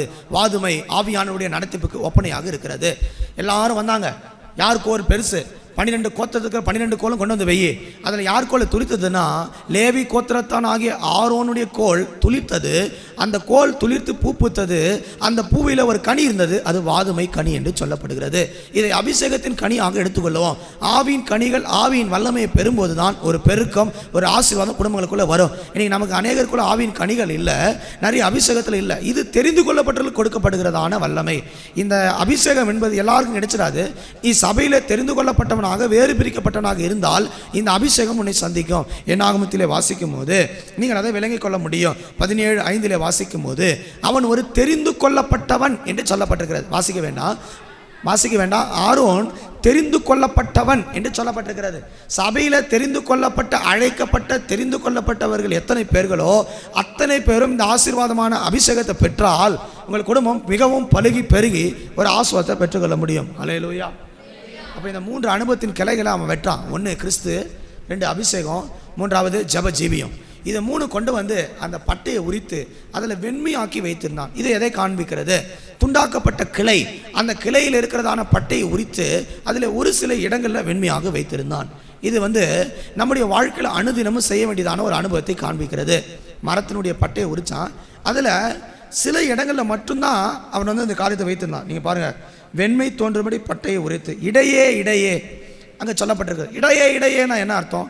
பெரிய கிளையை வெட்டிட்டான், ஒவ்வொரு மரத்தினுடைய கிளைகளை வச்சிருக்கிறான். அந்த கிளைகளை நடுவில் மட்டும் அதனுடைய பட்டையை உரித்து வைத்திருக்கிறான். முழுதுமாக உரிக்கலை, அது கொஞ்சம் கொஞ்சமாக உரிக்கப்பட்டிருக்கிறது. இதை எதை காண்பிக்கிறது?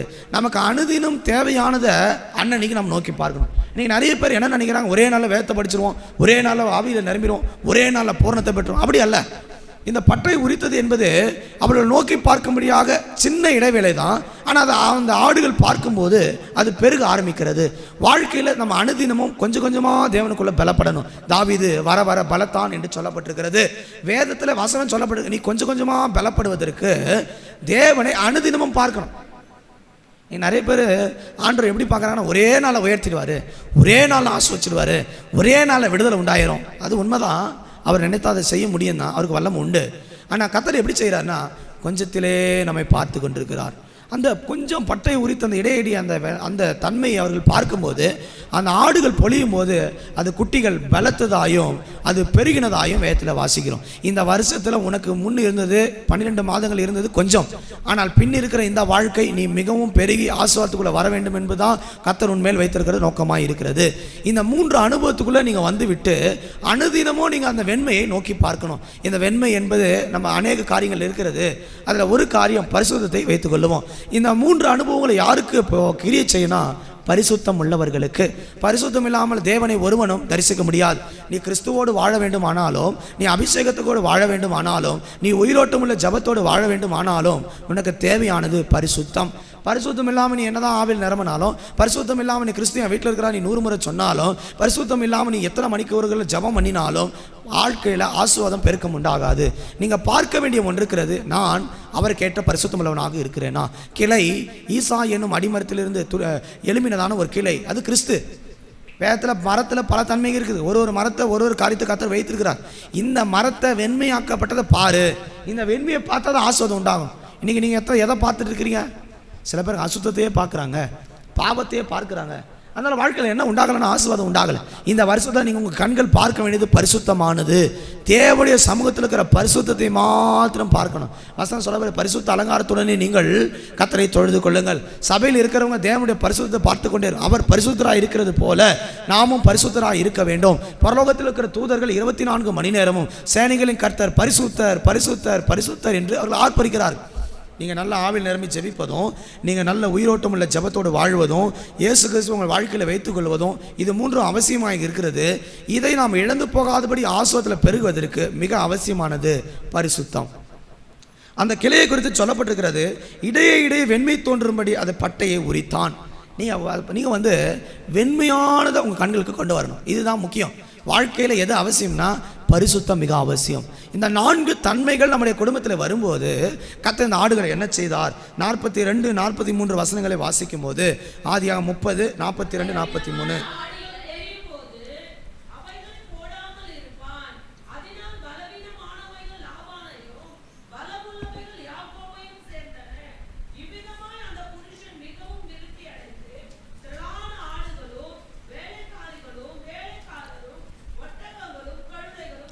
இப்போ எப்படியா யாக்கோபு பெரியலானா?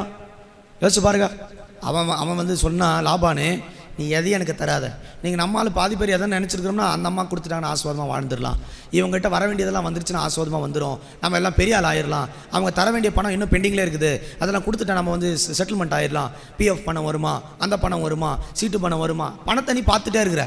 யாக்கோபு லாபான் இடத்துல சொன்னது, நீ ஒன்றும் எனக்கு தர வேண்டியதில்லை, நான் சொல்கிறத மட்டும் நீ செய். அவன் யாக்கோபு இடத்துல சொன்னான், யாக்கோபு லாபான் இடத்துல சொன்னான், நீ உன் ஆடுகளை 2ஆக பிரி, நான் ஒரு ஆடுகளை தேர்ந்தெடுக்கிறேன், அந்த ஆடுகளை எதற்குள்ளே நடத்தணும் எனக்கு தெரியும், நான் அதுக்குள்ளே நடத்தி கொண்டு போவேன், அத்தர் என்னை ஆசீர்வதிப்பார். ஆடுகளை பிரித்து லாபான் இடத்துல கொப்பு கொடுத்துட்டான். லாபானுடைய பிள்ளைகள் ஆடுகளை வைத்திருக்கிறான், அது பெருகவும் இல்லை, அது ஆசீர்வாதத்தை பெறவில்லை. எப்படி யாக்கோபு கொடுத்தான் அப்படியே அது சிறுமியாக காணப்பட்டது. ஆனால் யாக்கோபு கொஞ்சம் ஆடுகளை கொண்டு வந்தான், இந்த 4 அனுபவங்களில் வைத்தான். முதலாவது பச்சையான புன்னை மரம், உயிரோட்டமுள்ள ஒரு நல்ல ஜெபஜீவியம் நமக்கு அவசியம். 2வது வாதுமை கொட்டை, அபிஷேகத்தின் ஆவி நடத்திப்பு. 3வது அங்கே சொல்லப்பட்டது அர்மோன் என்னும் கிளை, கிறிஸ்துவை பிடித்துக் கொள்வது. 4வது இது 3ஐயும் நமக்கு வாழ்க்கையில் கொண்டு வரதுக்கான பரிசுத்தம். இந்த 4 தன்மைகள் வந்தபோது இந்த கிளையை ஆடு பொழியும் போது, குட்டி போடும்போது நேராக கொண்டு போய் அந்த கிளையை போடுவான். இந்த கிளைகளை பார்க்கும்போது அந்த ஆடு பலத்து தான் இருக்கும், அந்த ஆடுகள் பழுகி பெருகினது.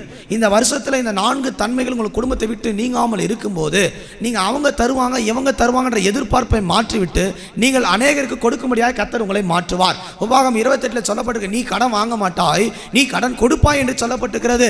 கர்த்தருடைய பிள்ளைகள் வாங்குவதை பார்க்கிலும் கொடுப்பதே பாக்கியம்.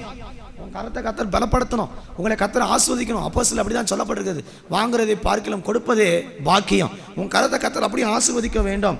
இவ்விதமாய் அந்த புருஷன் மிகவும் விருத்தி அடைந்தான் என்று சொல்லவில்லை, மிகவும் விருத்தி அடைந்து திரளான ஆடுகளும் வேலைக்காரர்களும் வேலைக்காரிகளும் ஒட்டகங்களும் கழுதைகளையும் உடையவன் ஆனான். யோசிச்சு பாருங்க, வெறுங்கையா ஏசாவுக்கு பயந்து உயிரை கையில் பிடிச்சி ஓடிட்டு இருந்தவனுக்கு இப்போ எவ்வளோ ஆடு மாடு வேலைக்காரன் வேலைக்காரி ஒட்டகங்கள் எப்படி வந்துச்சு? ஏதாவது குறுக்கோழியில் சம்பாரிச்சிட்டானா? சொல்லுங்க, குறுக்கோழியில் சம்பாரிச்சானா, சீட்டு பிடிச்சானா, இல்லை ரோடாக போயிட்டு அரட்டி அது கேட்டு எனக்கு வர வேண்டியதெல்லாம் வாங்கி கொடுங்கன்னு கேச போட்டானா, இல்லை வந்து யாராவது பிடிச்சிக்கிட்டு அழுது கொண்டிருந்தானா?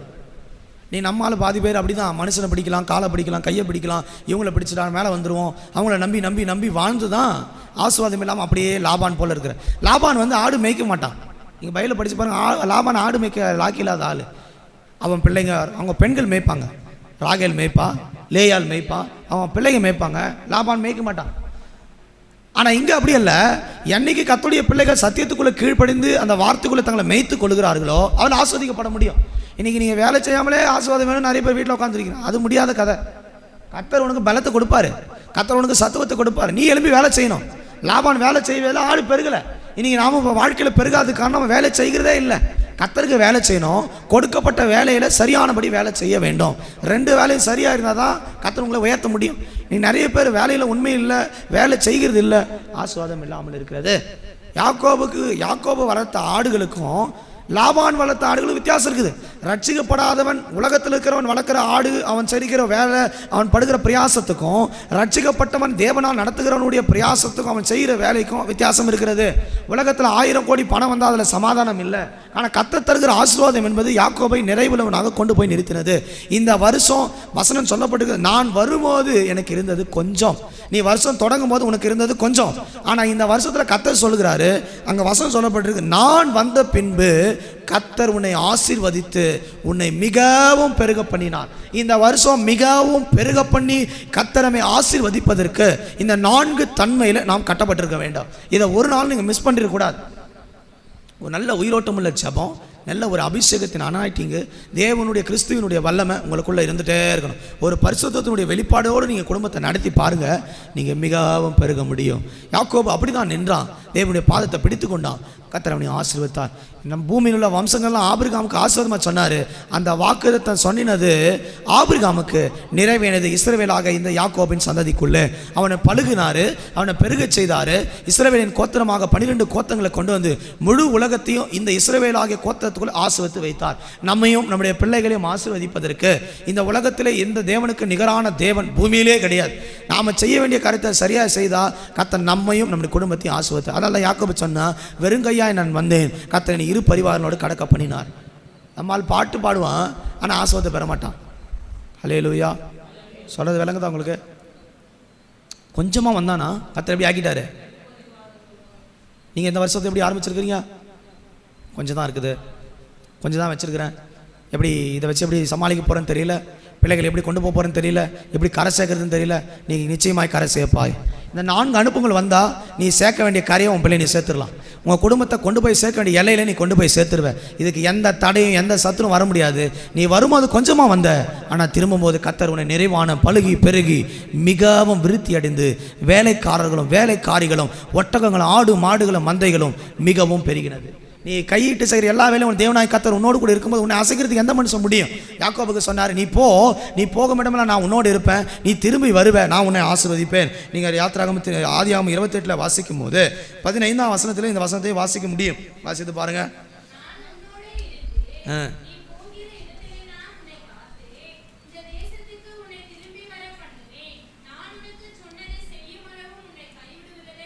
கர்த்தராகிய நான் உன்னை கைவிடுவதே இல்லை. ஏன்னா நான் உன்னோடு கூட இருக்கிறேன். இந்த 4 அனுபவம் உள்ள ஒரு கர்த்தருடைய பிள்ளைங்க நீங்கள் மாற்றிடணும். ஆண்ட சொல்ல, நீ போ, பயப்படாத, ஏசா உன்னை கொலை செய்ய மாட்டான், நீ உன் மாமா வீட்டுக்கு தான் போகிற, நான் உன்னோடு கூட இருப்பேன், உன்னை விட்டு விலக மாட்டேன், உன்னை கைவிட மாட்டேன், மறுபடியும் உன் தேசத்துக்கு நான் திரும்ப வர பண்ணுவேன். நீ வெறுமையாக போகிற, ஆனால் தேசத்துக்கு திரும்பி வரும்போது நீ வெறுமையாக வரமாட்டேன், ஏன்னா கர்த்தர் உன்னோடு கூட இருக்கிறார். இந்த வருஷத்தில் உன்னை நடத்துகிறது நீ அல்ல, உன்னோடு கூட இருக்கிற தேவன். இதை நீங்கள் நிச்சயத்தை விளங்கி கொண்டு இந்த 4 அனுபவத்தில் கட்டி எழுப்பினால் நீங்கள் திரும்புகிற திசையெல்லாம் கர்த்தர் உங்களை ஆசீர்வாதத்தை கொண்டு வருவார். கால் மிதிக்கிற தேசத்தில் கர்த்தர் நமக்கு ஒரு சுதந்திரத்தை கொடுப்பார். நீ போய் எடுக்கிற காரியங்களை ஒரு ஜெயம் உண்டாகும். ஆதியாகமத்திலே வாசிக்கும் போது 39ஆம் அதிகாரத்திலே 3ஆம் வசனத்திலே வாசிக்கிறோம், கர்த்தர் அவனோடு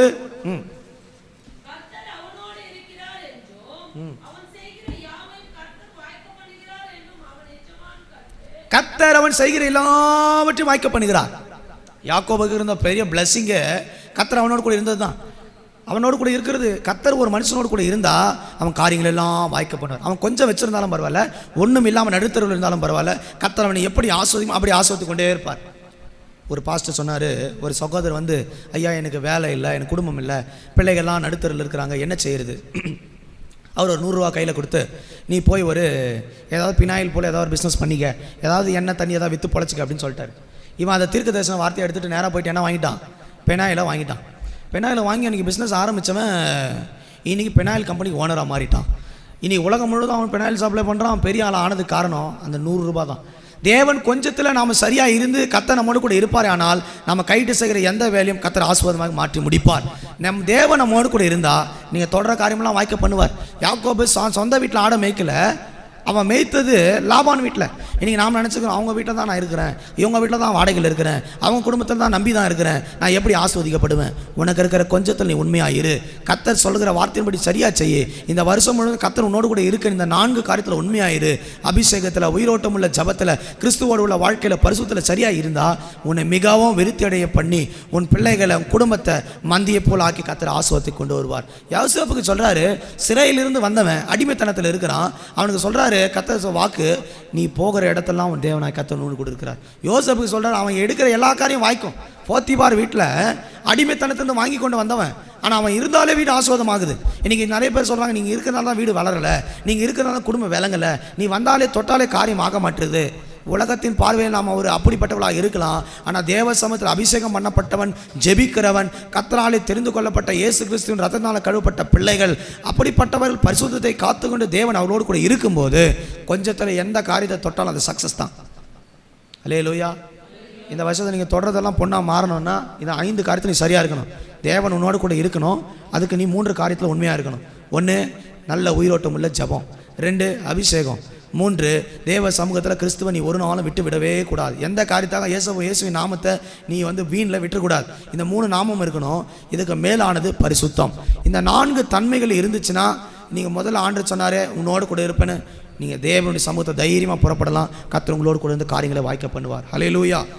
இரண்டாவது 1 ராஜாக்கள் 17ஆம் அதிகாரத்தை வாசிக்கும் போது அங்கே சாரிபாத் என்னும் ஒரு நாட்டிலே ஒரு விதவை இருந்ததாக வாசிக்கிறோம். அவருடைய வாழ்க்கையில் மிகவும் குறைவான ஒரு ஆசிரியத்தோடு காணப்பட்டால். 1 ராஜாக்கள் 17ஆம் அதிகாரம் 9வது வசனம்.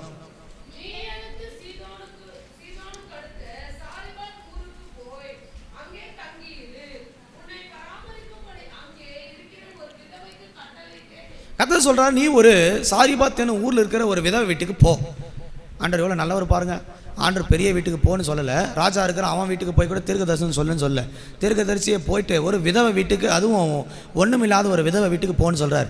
இன்றைக்கி நம்முடைய அநேகருடைய வாழ்க்கையில் இப்படிப்பட்டதான காரியங்கள் இருக்கலாம், குறைவுபட்டிருக்கலாம். வசனம் சொல்லப்பட்டிருக்கிறது, அவளுக்கு கொஞ்சம் அப்பமும் கொஞ்சம் எண்ணெயும் இருந்தது என்று 11ஆம் வசனத்தில் 12ஆம் வசனத்தில் அதே அதிகாரத்தில் வாசிக்க முடியும். அவன் போய் கேட்குறான், அவன் சொல்கிறா எனக்கு கொஞ்சம் அப்பம் தான் இருக்குது.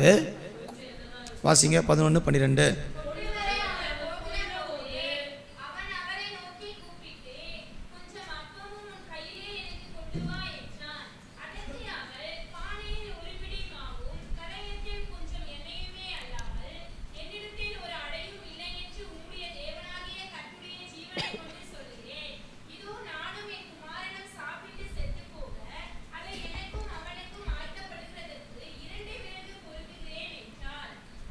கர்த்தருடைய பரிசுத்த நாமத்துக்கு மகிமை உண்டாவதாக.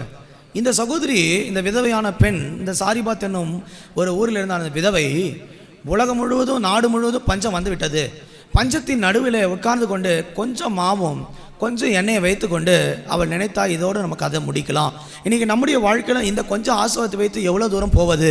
வாழ்க்கையை முடித்து கொள்ளலாமா, அல்லது வாழ்க்கையில் முன்னேற்றம் இல்லையே ஏதாவது செய்து கொள்ளலாமெல்லாம் நம்முடைய மனதில் பிசாசு தவறான எண்ணங்களை விதைக்கிறான். சில பாருங்கள், பணம் இல்லை, பொருள் இல்லை, சுகம் இல்லைன்னு உடனே குறைவுபட தொடங்க தற்கொலை பண்ணிக்கிறாங்க. எவ்வளோ பெரிய ஆட்கள்லாம் கூட, ஒரு பெரிய காஃபி ஹவுஸுடைய ஓனர் கூட கடன் அதிகமானதுனால நேராக போய் தற்கொலை பண்ணிட்டார். ஆனால் அதே ஆஃபீஸை, அதே கம்பெனியை அவர் மனைவி எடுத்து சக்ஸஸாக பண்ணுறாங்க.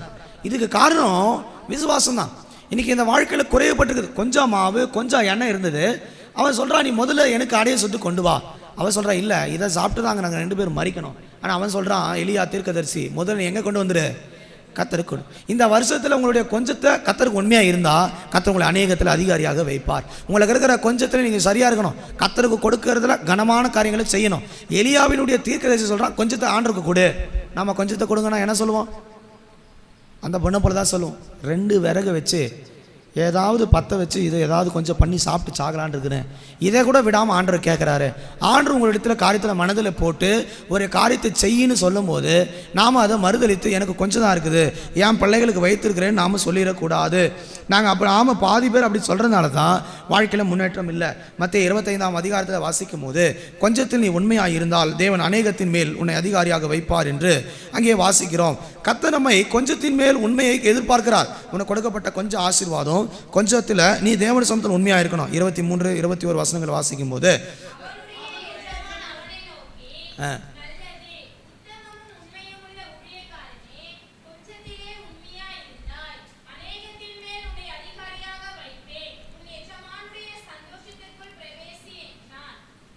கர்த்தருடைய பரிசுத்த நாமத்துக்கு மகிமை உண்டா. ஒரு எஜமான் இருந்தான். அவன் ஒவ்வொருத்தனுக்கும் ஒரு சில தாளந்துகளை கொடுத்தான். ஒருத்தனுக்கு 5 தாளந்து, மற்றொருனுக்கு 2 தாளந்து, மற்றவனுக்கு 1 தாளந்து கொடுத்தான். 5 தாளந்து வாங்கினவன் அதை 10ஆக மாற்றினான். 2 தாளந்து வாங்கினவனும் அதை 4ஆக மாற்றினான். ஆனால் 1 தாளந்து வாங்கினவன் மூடி போட்டு வைத்து விட்டான். இது எனக்கு வேணும், எனக்கு வேணும், எனக்கு வேணும். இன்றைக்கி நிறைய பேர் தனக்கு தனக்கு தனக்கு என்று வாழ்வதனால தான் இன்னும் அப்படியே சிறுமியாக இருக்கிறாங்க. உலகத்தில் சொல்கிறாங்க, இறக்கிறதுக்கு எனக்கு தான் சொரக்கம். நீங்கள் நம்மால் இறக்கிறதே இல்லை. இருக்குது, போதும் போதும் போதும், இதே வீடு போதும், இதே கார் போதும், இது என் பிள்ளைங்க, என் குடும்பம், நான், என் குடும்பம், நான் சொல்கிறாங்களோ சொல்ல திட்டமிட்ட குடும்பம், தெவிட்டாத இன்பம், நான் தான், என் பிள்ளைங்க தானே இருக்கிறேன். தேவன் உன்னை உயர்த்த முடியாது. தேவன் உயர்த்துவதற்கு சபையில் இருக்கிற கர்த்தருடைய பிள்ளைகள் குறைவை நிறைவாக்குற தேவ சமூகத்துக்கு வந்துவிட வேண்டும். அங்கே சொல்லப்பட்டிருக்கிறது, அந்த சாரிபாத் என்னும் ஒரு ஊரில் இருந்ததான விதவை அவள் செய்ததான வசனங்கள், சத்தியங்கள் என்ன? இந்த வாழ்க்கையிலே குறைவுகளை தெய்வம் நிறைவாக்குற தேவனாக இருக்கிறார். உனக்கு கொடுக்கப்பட்டிருக்கிற கொஞ்சத்தில் நீ உண்மையாயிரு, கொடுக்கப்பட்ட வேலையில் உண்மையாயிரு, கொடுக்கப்பட்ட வாழ்க்கையின் ஆசீர்வாதங்களை உண்மையாயிரு. உண்மை உள்ளவனுக்கு தேவன் பரிபூர்ணமான ஆசீர்வாதங்களை கட்டளையிடுகிறார். கொஞ்சமல்ல, தேவனுடைய சமூகத்தில் உண்மையாக இருந்து பார், அவர் பரிபூர்ணத்தை கட்டளையிடுகிறார். நம்முடைய வாழ்க்கையில் உண்மை இருக்குதா? அப்படின்னா என்ன? உண்மைன்னா என்ன பாஸ்டர்? நாங்களா உண்மை இல்லை நினைக்கிறீங்களா அப்படின்னு கேட்கக்கூடாது. அந்த விதவை காணிக்கை பெட்டிக்கு வந்தா, அவள் எவ்வளோ காணிக்கை போட்டான்னா தன் ஜீவனுக்கு இருந்தது போட்டாலாம். என்ன போட்டா? இப்போ நான் உங்களுக்கு சொல்லி உங்கள் ஜீவனுக்கு நீங்கள் எல்லாம் எப்படி ஆர்டி இங்கே போட்டது அங்கே போட்டதெல்லாம் கொண்டு வந்து சபையில் கொடுங்க அப்படின்னா என்ன சொல்லுவீங்க? இந்த வாரத்தோடு இந்த சபையிலேருந்து நாங்கள் புறப்படுகிறோம், பக்கத்து சபையில் நல்ல சபை இருக்குது, பாஸ்டர் காணிக்கை வாங்க மாட்டார், அதனால் அங்கே போயிடுறேன் அப்படி சொல்லுவீங்களா? அப்படி அல்ல. ஜீவனுக்கு இருந்ததுன்னா என்ன அர்த்தம்? தன் ஜீவனை காட்டிலும் கர்த்தருக்கு கொடுக்கிறதான கனம். ஒரு கர்த்தருடைய பிள்ளைகள் தன்னை காட்டிலும் தன் குடும்பத்தை காட்டிலும் தன் ஜீவனை காட்டிலும் முதல் தரமானது எங்கே கொண்டு வர வேண்டுமானால் தேவ சமத்துக்கு கொண்டு வர வேண்டும். அது தேவன் அங்கீகரிக்கிறார். நீங்கள் கொடுக்குற ஒவ்வொரு பணமும் பொருளும் மனுஷனுக்கு அல்ல. இந்த கலசத்தில் தண்ணியை கொடுத்தா கூட அதை நீங்கள் கர்த்தருக்கென்றே செய்தீர்கள் என்று சொல்லப்பட்டிருக்கிறது. ஒவ்வொரு பணத்துக்கும் பரலோகத்தில் கணக்கு இருக்குது. கர்த்தர் அதை பரலோகத்திலிருந்து ஆசீர்வாதமாக மாற்றி தருவார். இவள் ஜீவனுக்கு வைத்திருந்தான மாவு எண்ணெய் அப்பத்தை சுட்டு கொண்டு வந்து யாருக்கு கொடுத்துட்டான்னா ஏலியா கொடுத்துட்டான். ஏலியா நல்லா சாப்பிட்டு திருப்தியாக பார்க்குறாரு. இப்போ அந்த அம்மாவுக்கு என்ன தோணி இருக்கணும்னு நினைக்கிறீங்க? அந்த அம்மா யோசிச்சிருக்கோம், கொஞ்சம் வந்தது, இதையும் இந்த ஆள் சாப்பிட்டாரு. இப்போ நீங்கள் பாஸ்டர் நல்லா பிரியாணி நீங்கள் செய்கிற நேரத்தில் கரெக்டாக வந்து சாப்பிட்டு இந்த பிரியாணியெல்லாம் எனக்கு பேக் பண்ணி கொடுத்துருங்க அப்படின்னா நீங்கள் என்ன சொல்லுவீங்க? பாஸ்டர் பிள்ளைங்க இருக்கிறாங்க, குடும்பம் இருக்குது, இதை நாங்கள் எப்படி கொடுக்குறது, நான் வேறு வாங்கி கொடுக்குறேன் அப்படின்னு சொல்லுவீங்க. ஆனால் இந்த சாரிபாத் என்ன ஊரில் இருந்த விதவை அது எந்த கதையும் பேசவே இல்லை. தீர்க்கதரிசி சொன்ன வார்த்தைக்கு கீழ்ப்படிந்து அப்படியே செய்தான். இந்த வாழ்க்கையில் குறைவை நிறைவாக்குற ஒரு காரியம், உங்களுக்கு சொல்லப்படும் சத்தியத்தில் நீங்கள் அப்படியே செய்ய வேண்டும். கர்த்தர் என்ன சொல்கிறார் அப்படியே செஞ்சுப்பார். கர்த்தருடைய ஆசீர்வாதத்தை கொண்டு பார். இந்த சத்தியத்தில் உங்களுக்கு சொல்லப்படுகிற வார்த்தைகள், ஒவ்வொரு வாரம் சொல்லப்படுகிற தேவனுடைய வசனத்தை அவர் என்ன சொல்லுகிறாரோ அதன்படி செய்யுங்கள். உங்கள் வாழ்க்கையில் குறைவு நிறைவாகும். கானானூர் கல்யாணத்தில் குறைவு இருந்தது. அங்கே குறைவுக்கு காரணம் அவர்கள் சுயமாக செய்து கொண்டு வந்தாங்க. இதை நீங்கள் வேதத்தில் வாசிக்க முடியும். யோவானின் புஸ்தகத்தில் நினைக்கிறேன் அங்கே வசனம் சொல்லப்பட்டிருக்கிறது. அவர் கானானூர் என்னும் கல்யாணத்துக்கு போனார். 2ஆம் அதிகாரத்தில் இருக்குது, வாசிக்க வேண்டாம், 2ஆம் அதிகாரத்தில் இருக்குது. அந்த திராட்சை ரசம் குறைவுபட்டது. குறைவுபடும் போது மரியாள் வந்து சொல்கிறாங்க, அவர் என்ன சொல்கிறாரோ அதன்படி செய்யுங்கள். எலியா என்ன சொன்னாரோ அதற்கு சாரிபாத் என்னும் ஊரில் இருந்த விதவை கீழ்ப்படிந்தால் கர்த்தர் எண்ணெயும் மாவும் குறைவில்லாமல் ஆசீர்வதித்தார். இங்கே கானாவூர் கல்யாணத்தில் குறைவுபட்டது, திராட்சை ரசம் இல்லாது இருந்தது. அவர் சொல்லுகிறபடி செய்தார்கள். மதுரமான திராட்சை ரசம் முந்தினதை காட்டிலும் பிந்தினது அருமையாக இருந்தது என்று வேதத்தில் வாசிக்கிறோம். நம்முடைய வாழ்க்கையில் மதுரமான இன்பமான நிறைவை பெற்றுக்கொள்வதற்கு நாம் கர்த்தர் என்ன சொல்கிறார் அதன்படி செய்யணும். நீங்கள் நம்மில் பல பேர் என்ன செய்யணும்னா, கொஞ்சம் பணத்தை வச்சிருக்கிற வட்டிக்கு விடு, ஏமாத்து, அவன் சொல்கிற ஆலோசனை இவன் சொல்கிற ஆலோசனை கேட்டு தான் பாதி பேர் பணத்தை போய் மாட்டிருக்கிறாங்க. ஒரு பாஸ்டர் என்கிட்ட சொல்கிறாரு, நான் இந்த காரியத்தில் இன்வெஸ்ட் பண்ண சொன்னாங்க, பண்ணேன், அப்படி பண்ணோம்னா அது பணம் அதிகமாகும், அது ஏதோ கிரிப்டோ கரன்சி, அதில் போட்டால் வந்து பணம் அதிகமாகிடும், டக்கு நான் பெரிய ஆள் ஆயிடுவேன், கோடீஸ்வரர் ஆயிடுவேன். பாஸ்டர் இதை நம்பி பணத்தை போட்டார். அப்புறம் ஒரு 60,000 ரூபாய் மாட்டிச்சு. இப்போ வந்து சொல்கிறார், பாஸ்டர் பாஸ்டிங் போட்டு என்ன பண்ணுங்க, ஜோமன். நான் சொன்னேன், அறிவாளி பாஸ்டர், நீங்கள் 60,000 ரூபா கொடுத்தது ஆண்டர் கொடுத்து அதுக்கான பணம் வந்து ஊழியக்கார விசுவாசி கொடுத்தது.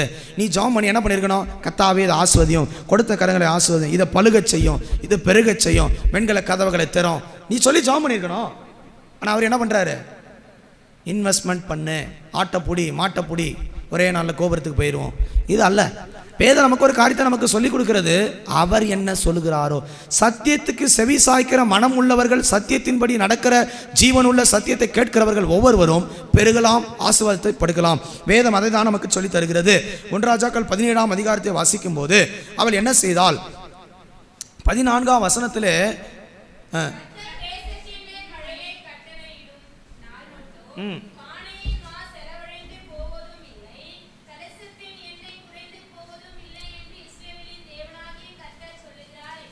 15, 16 கூட வாசிங்க.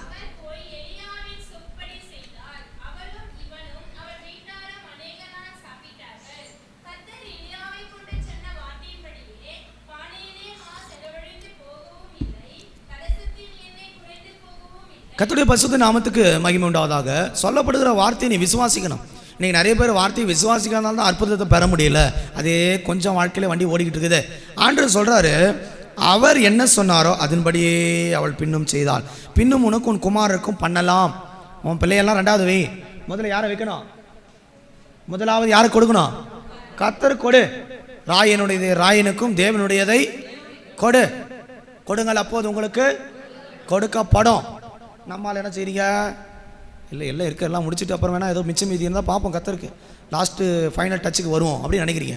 ஆண்டு சொல்கிற முதல்ல யாருக்கு வையே? கர்த்தருக்கு கொடு.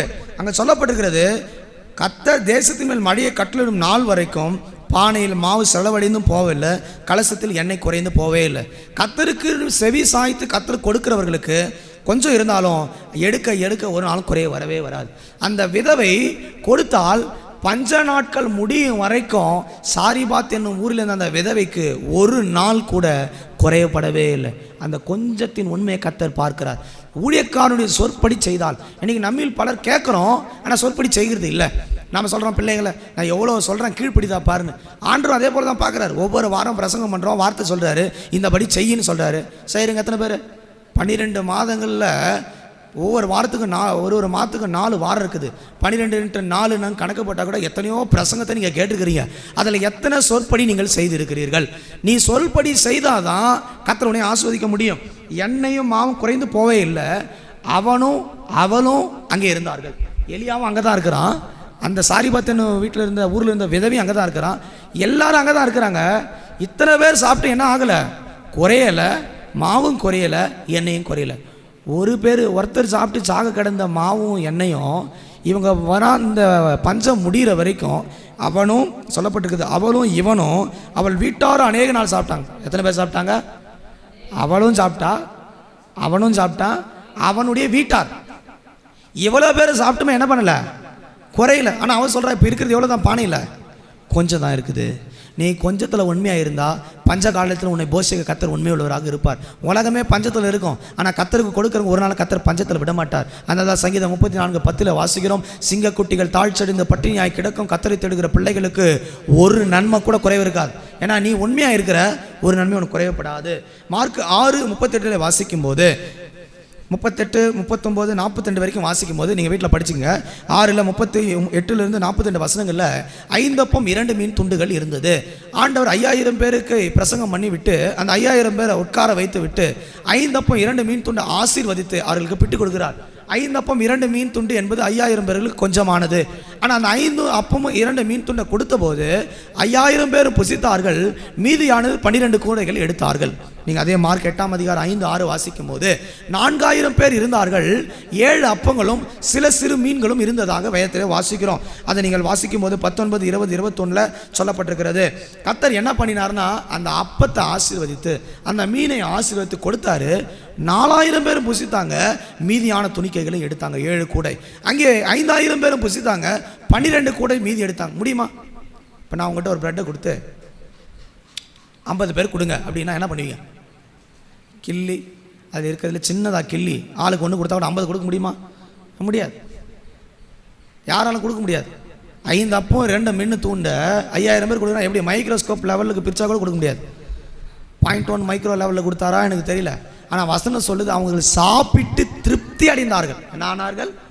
வாசிங்க அந்த வசனத்தை கூட வாசிங்களேன். திருப்தி அடைந்த 42. எல்லாரும் சாப்பிட்டு ஆண்டவர் கொடுக்கும்போது எப்படி கொடுப்பாருன்னா குறைவாக கொடுக்க மாட்டார். உங்கள்கிட்ட இருக்கிற கொஞ்சத்தை கர்த்தர்கிட்ட கொடுத்து பாரு. கர்த்தர் அதை ஆசீர்வதிக்கும் போது அந்த கொஞ்சத்தில் உனக்கு திருப்தி உண்டாகும். அப்படியே அப்பத்தை புசிக்கிறாங்க, அவங்க சாப்பிட்டுக்கிட்டே இருக்கிறாங்க, மீனை சாப்பிட்றாங்க, அவங்க திருப்தி உண்டாகுது, குறைவே இல்லை. கர்த்தருடைய சொற்படி கேட்டு கர்த்தர் தரும் ஆசீர்வாதத்தை ஒரு வீடுகளில் காணப்படும் போது அங்கே குறைவுக்கு இடமே இல்லை. கொஞ்சத்தை கர்த்தர் ஆசீர்வாதமாக மாற்றுகிறார். இந்த வருஷம் நமக்கு இருக்கிற கொஞ்சத்தில் நாம் சரியாக இருந்தால் கர்த்தர் நிறைவாக மாற்றுவார். ஹல்லேலூயா. பாருங்க, அந்த சாரிபாத் ஊரில் இருந்த அந்த விதவை வீட்டில் அவளும் புசித்தாலாம், அவனும் புசித்தானா, குடும்பமும் புசிச்சு தான். எது வரைக்கும்னா பஞ்சம் முடிகிற வரைக்கும் என்ன வரலை? 3 வருஷம் காலம் பார்க்குறாங்க. என்ன குறையலை? மாவும் குறையல, எண்ணெயும் குறையல. இந்த புது வருஷம் தொடங்கின உடனே எத்தனை பேர் வீட்டுக்காரர்கிட்ட போய் கம்ப்ளைண்ட் பண்ணிங்க, இன்னும் அரிசி குறைஞ்சி போச்சு, காய்கறி இல்லை, மளிகை பொருட்கள் இல்லை, தேஞ்ச ரெக்கார்டு மாதிரி நம்மளால் சொல்லிஞ்சிருப்பீங்க. இதெல்லாம் குறைஞ்சிருக்குது, எப்போ வாங்கலாம், மளிகை கடைக்கு என்றைக்கு போகலாம், குறைவு குறைவு குறைவு, இதை நாம் சொல்லிக்கிட்டே இருக்கிறோம். ஆனால் கர்த்தர் சொல்கிறார், நான் அதை நிறைவாக்குறவர். கொஞ்சத்தை நீ கர்த்தர் கொடுத்தா கர்த்தர் அதை நிறைவாக்குவார். கர்த்தரிடத்தில் கொடுத்தவர்கள் ஒரு நாள் தரித்திரராக போனதே இல்லை. வேதம் சொல்லுகிறது, சாரிபாத் ஊரில் அந்த விதவை முழுவதும் கர்த்தர் கொடுத்து விட்டால், முழுவதுமாக கர்த்தருக்கு கொடு.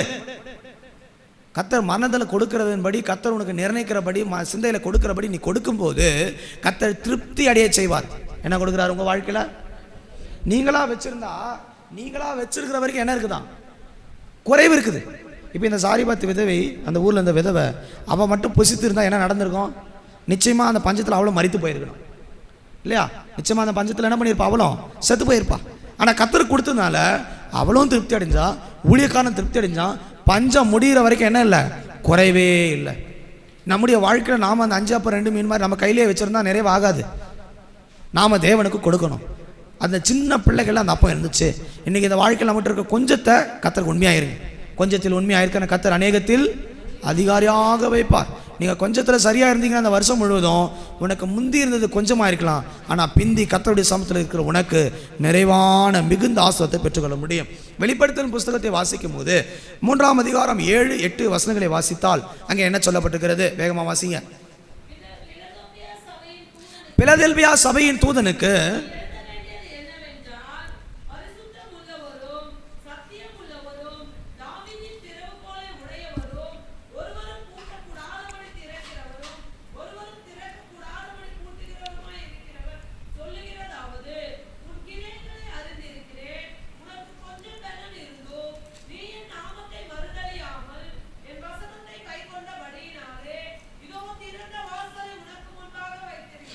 கர்த்தருடைய போதும். கர்த்தருடைய பரிசுத்த நாமத்துக்கு மகிமை உண்டாவதாக. வேதத்திலேயே வாசிக்கிறோம், உனக்கு கொஞ்சம் பலன் இருந்தோம் என் நாமத்தை நீ மறுதறியாதபடியால் நான் உனக்கு முன்பாக திறந்த வாசலை வைக்கிறேன், ஒருவனும் அதை பூட்ட மாட்டான். இந்த வருஷத்தில் கர்த்தர் நமக்கு ஒரு திறந்த வாசலை வேலையில் குடும்பத்தில் பெருக்கத்தை பார்ப்பதற்கு நம்மிடத்தில் எதிர்பார்ப்பது கொஞ்சம் பலன். கொஞ்சத்தில் அந்த பலத்தில் நிற்கணும். நீங்கள் நிறைய பேர் பலத்தில் நிற்க முடியல, சபைக்குள்ளே விசுவாசத்தில் போராட்டத்தில் சூழ்நிலையில் நிற்க முடியல. ஏன்னா நாம் என்ன சொல்கிறோம்? என்கிட்ட பலன் இல்லை, இந்த போராட்டத்தை சகிக்கிறதுக்கு பலன் இல்லை, இந்த வியாதியை மேற்கொள்ள எனக்கு பலன் இல்லை. ஆனால் கர்த்தர் சொல்கிறார், இந்த கொஞ்சம் பலத்தில் நீ உண்மையாக இருந்தால் திறந்த வாசலை உனக்கு முன்பாக வைக்கிறேன். பிலதெல்பியா என்று சொல்லப்பட்ட அந்த சபைக்கு கர்த்தர் சொல்லின அதே வார்த்தை இந்த வருஷத்தின் துவக்கத்தில் உனக்கு சொல்றார். இந்த வருஷம் நமக்கு வாக்கு பண்ணியிருக்கிறார். சங்கீதம் 29:11 படி கர்த்தர் தமது ஜனத்துக்கு பலன் கொடுப்பார், கர்த்தர் தமது ஜனத்துக்கு சமாதானம் அருளி அவரை ஆசீர்வதிப்பார். தம்முடைய ஜனத்தை ஆசீர்வதித்து பலப்படுத்துவது தேவ நோக்கமாக இருக்குது. ஆனால் நீ கொஞ்சம் பலத்தில் சரியாக இருக்கணும். கிதியோனுக்கு சொல்லப்பட்டது போல உனக்கு இருக்கிற இந்த பலத்தோடே போ, உன்னை அனுப்புகிறவர் நீ அல்ல, உன்னை அனுப்புகிறது நான் என்று கர்த்தர் சொல்கிறார். சபையில் வந்துட்ட பிறகு உன் கொஞ்சம் பலத்தில் சபைக்கு வராமல் போயிடக்கூடாது. கொஞ்சம் பலவீனம் வரும்போது நின்றக்கூடாது. ஜபத்தை நிறுத்திடக்கூடாது. ஆவி நிறைவை நிறுத்திடக்கூடாது. தேவனுக்காக செய்த ஊழியத்தை நிறுத்திடக்கூடாது. எனக்கு இவ்வளோதான் பலன் இருக்குது, இதுக்கு மேலே என்னால் சகிக்க முடியாதுன்ற வார்த்தையை நீ விட்டுறக்கூடாது. கொஞ்சம் பலத்தில் நீ உண்மையாக இருந்தால் கர்த்தர் இந்த வருஷத்தில் திறக்கிறது பெரிய வாசல்களாக இருக்கும். அல்லேலூயா. ஆண்டவர் சொல்கிறாரு, கொஞ்சம் பலன் இருந்துச்சு, ஏன் நாமத்தை நீ என்ன பண்ணலை? நமக்கு கொஞ்சம் பலன் வரும்போது என்ன செய்கிறோம்? ஆண்டவரே எனக்கு பலப்படுத்தியிருந்தால் நல்லா இருந்திருக்குமே, இதிலிருந்து விடுவித்திருந்தால் நல்லா இருந்திருக்குமே, என்னை பலப்படுத்துகிற கிறிஸ்துவினால் எல்லாவற்றையும் செய்ய எனக்கு பலன் உண்டு. நீ சொல்ல வேண்டிய அறிக்கை ஒன்று இருக்குது, இந்த பலவீனம் தான், ஆனால் என்ன பலப்படுத்துகிற கிறிஸ்து எனக்குள் இருக்கிறார். இந்த பலவீனமான சூழ்நிலையை, இந்த பலவீனமான நாட்களை கடப்பதற்கு எனக்கு ஒரு பலன் இருக்குது. அது ஏன் பலன் அல்ல, உன்னதத்திலிருந்து கர்த்தர் அனுப்புகிற பலன். அதை நீங்கள் 2 கொரிந்தியரில் வாசிக்கும் போது 12:19 வாசிக்கிறோம். அங்கே சொல்லப்பட்டிருக்கிறது, என் பலவீனத்தில் உன் பலவீனத்தில் என் பலன் பூரணமாய் விளங்கும். பவுல் சொல்றார், ஆண்டவர் எனக்கு பலவீனம், என்னால் தாங்கிக்க முடியல, இந்த கொஞ்சம் பலத்தை வச்சு நான் எப்படி ஊழியம் செய்ய முடியும்? ஆண்டவர் சொல்றாரு, இந்த பலவீனத்தில் ஏன் பலன்? வாசிங்க அந்த வசனத்தை.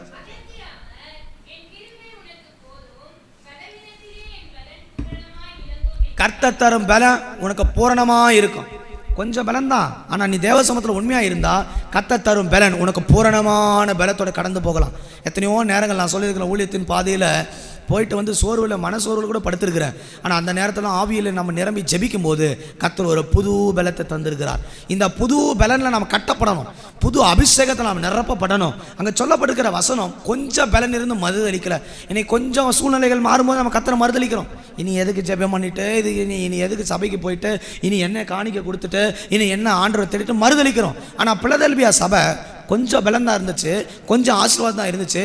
ஆனால் அந்த கொஞ்சம் பலத்தில் தேவனை மறுதளிக்கல, உண்மையாக இருந்தான். நமக்கு இருக்கிற கொஞ்சத்தில் உண்மையாக இருந்தால் கர்த்தர் நமக்கு திறக்கிற வாசல் சின்ன வாசல் அல்ல, திறந்த வாசலை நமக்கு முன்பாக வைக்கிறார். ஹல்லேலூயா. ஏசாயா 40:31 வாசிக்கிறோம், அவர் சோர்ந்து போறவனுக்கு பலன் கொடுத்து சத்துவம் இல்லாதவனுக்கு அவர் சத்துவத்தை பெருக செய்கிறார். நமக்குள்ள இருக்கிற சோர்வு என்னன்னு அவருக்கு தெரியும். எதெல்லாம் நம்ம பலவீனப்படுத்தினது, இந்த 12 மாதங்கள் நம்ம எதெல்லாம் நம்ம சூழ்நிலையில் ஒன்றும் இல்லாமல் ஒடுக்கிருக்குதுன்னு கர்த்தருக்கு தெரியும். ஆனால் இந்த புதிய ஆண்டில் உன்னை சோர்வு உண்டாக்கின அதே பலவீன இடத்துல சோர்வுள்ளவனுக்கு அவர் பலன் கொடுக்க வல்லமுள்ளவர். மத்தேயு 16:19 வாசிக்கும் போது இப்படிப்பட்டதான பலத்தோடு காணப்படுகிற ஒரு சபைக்கு பரலோகத்தின் திறவுகோலின் வாசலை கர்த்தர் திறக்கிறார். நீ கர்த்தருக்குள்ளே பலப்படும் போது உனக்கு ஒரு திறந்த வாசல் இருக்கிறது, அது பரலோகத்துக்கு போகிறதான வாசல். நாம் அனைவரும் அந்த ராஜ்யத்தை போகிறது கொஞ்சம் பலத்தில் போராடிட்டு இருக்கிறோம். நீங்கள் பாருங்கள், சபையில் பப்ளிக்காக கூட்டம் நடத்த முடியல, பலம் இல்லை. சரியாக ஜபிக்க முடியல, பலன் இல்லை. சபை கூட்டங்களுக்கு வர முடியல, பலன் இல்லை. கேட்டு பாருங்கள், வியாதி, பலவீனம், சூழ்நிலை, இதெல்லாம் பலவீனம். ஆனால் அவருடைய பலன் நமக்கு பூரணமாய் விளங்கும். இந்த கொஞ்சம் பலத்தில் நீ உண்மையாக நின்றா கர்த்தர் திறந்த வாசல்களை நமக்கு முன்பாக வைக்கிறார். அதை நாம் விளங்கி கொண்டா இந்த வருஷம் முழுவதும் கர்த்தர் நம்மை ஆசீர்வாதமாக வைப்பார். கடைசியாக லூக்கா 10:2 வாசிக்கும் போது அங்கே என்ன சொல்லப்பட்டிருக்கிறது? அறுப்பும் மிகுதி, வேலையாட்களோ கொஞ்சம். இந்த வருஷத்தில் நீங்கள் கொஞ்சம் ஆட்களாக இருக்கலாம், இந்த சபையில் நீங்கள் அறுக்கிறது மிகுதியாக இருக்கணும். நீங்கள் தேசத்துக்குள்ளே போய் ஜனத்துக்குள்ளே போய் கர்த்தருடைய வார்த்தையை சொல்லும்போது உங்களால் அறுக்கிற காரியம் அதிகமாக இருக்கணும். இன்றைக்கி நம்மில் பலர் என்ன பண்ணுறோம்னா, நான் கொஞ்சமாக இருக்கிறேன், நான் போய் சுவிசேஷத்தை எந்த கிராமத்தில் சொல்கிறது? கர்த்தர் சொல்கிறார், நீ கொஞ்சமாக இருக்கிறாய், ஆனால் உனக்கு முன்பாக இருக்கிற அறுப்பு மிகுதியாக இருக்கிறது. கொஞ்சம் பேரை கொண்டாகிலும் அதிக பேரை கொண்டாகிலும் கர்த்தர் ரட்சிப்பதற்கு தடை இல்லை என்று 1 சாமுவேல் 14:6 வாசிக்கிறோம். ஒருத்தரை வச்சு 2 பேரை வச்சு ஊழியம் செய்வதற்கு, அறுவடை செய்வதற்கு கர்த்தருக்கு லேசான காரியம். வாசிங்க 1 சாமுவேல் 14:6.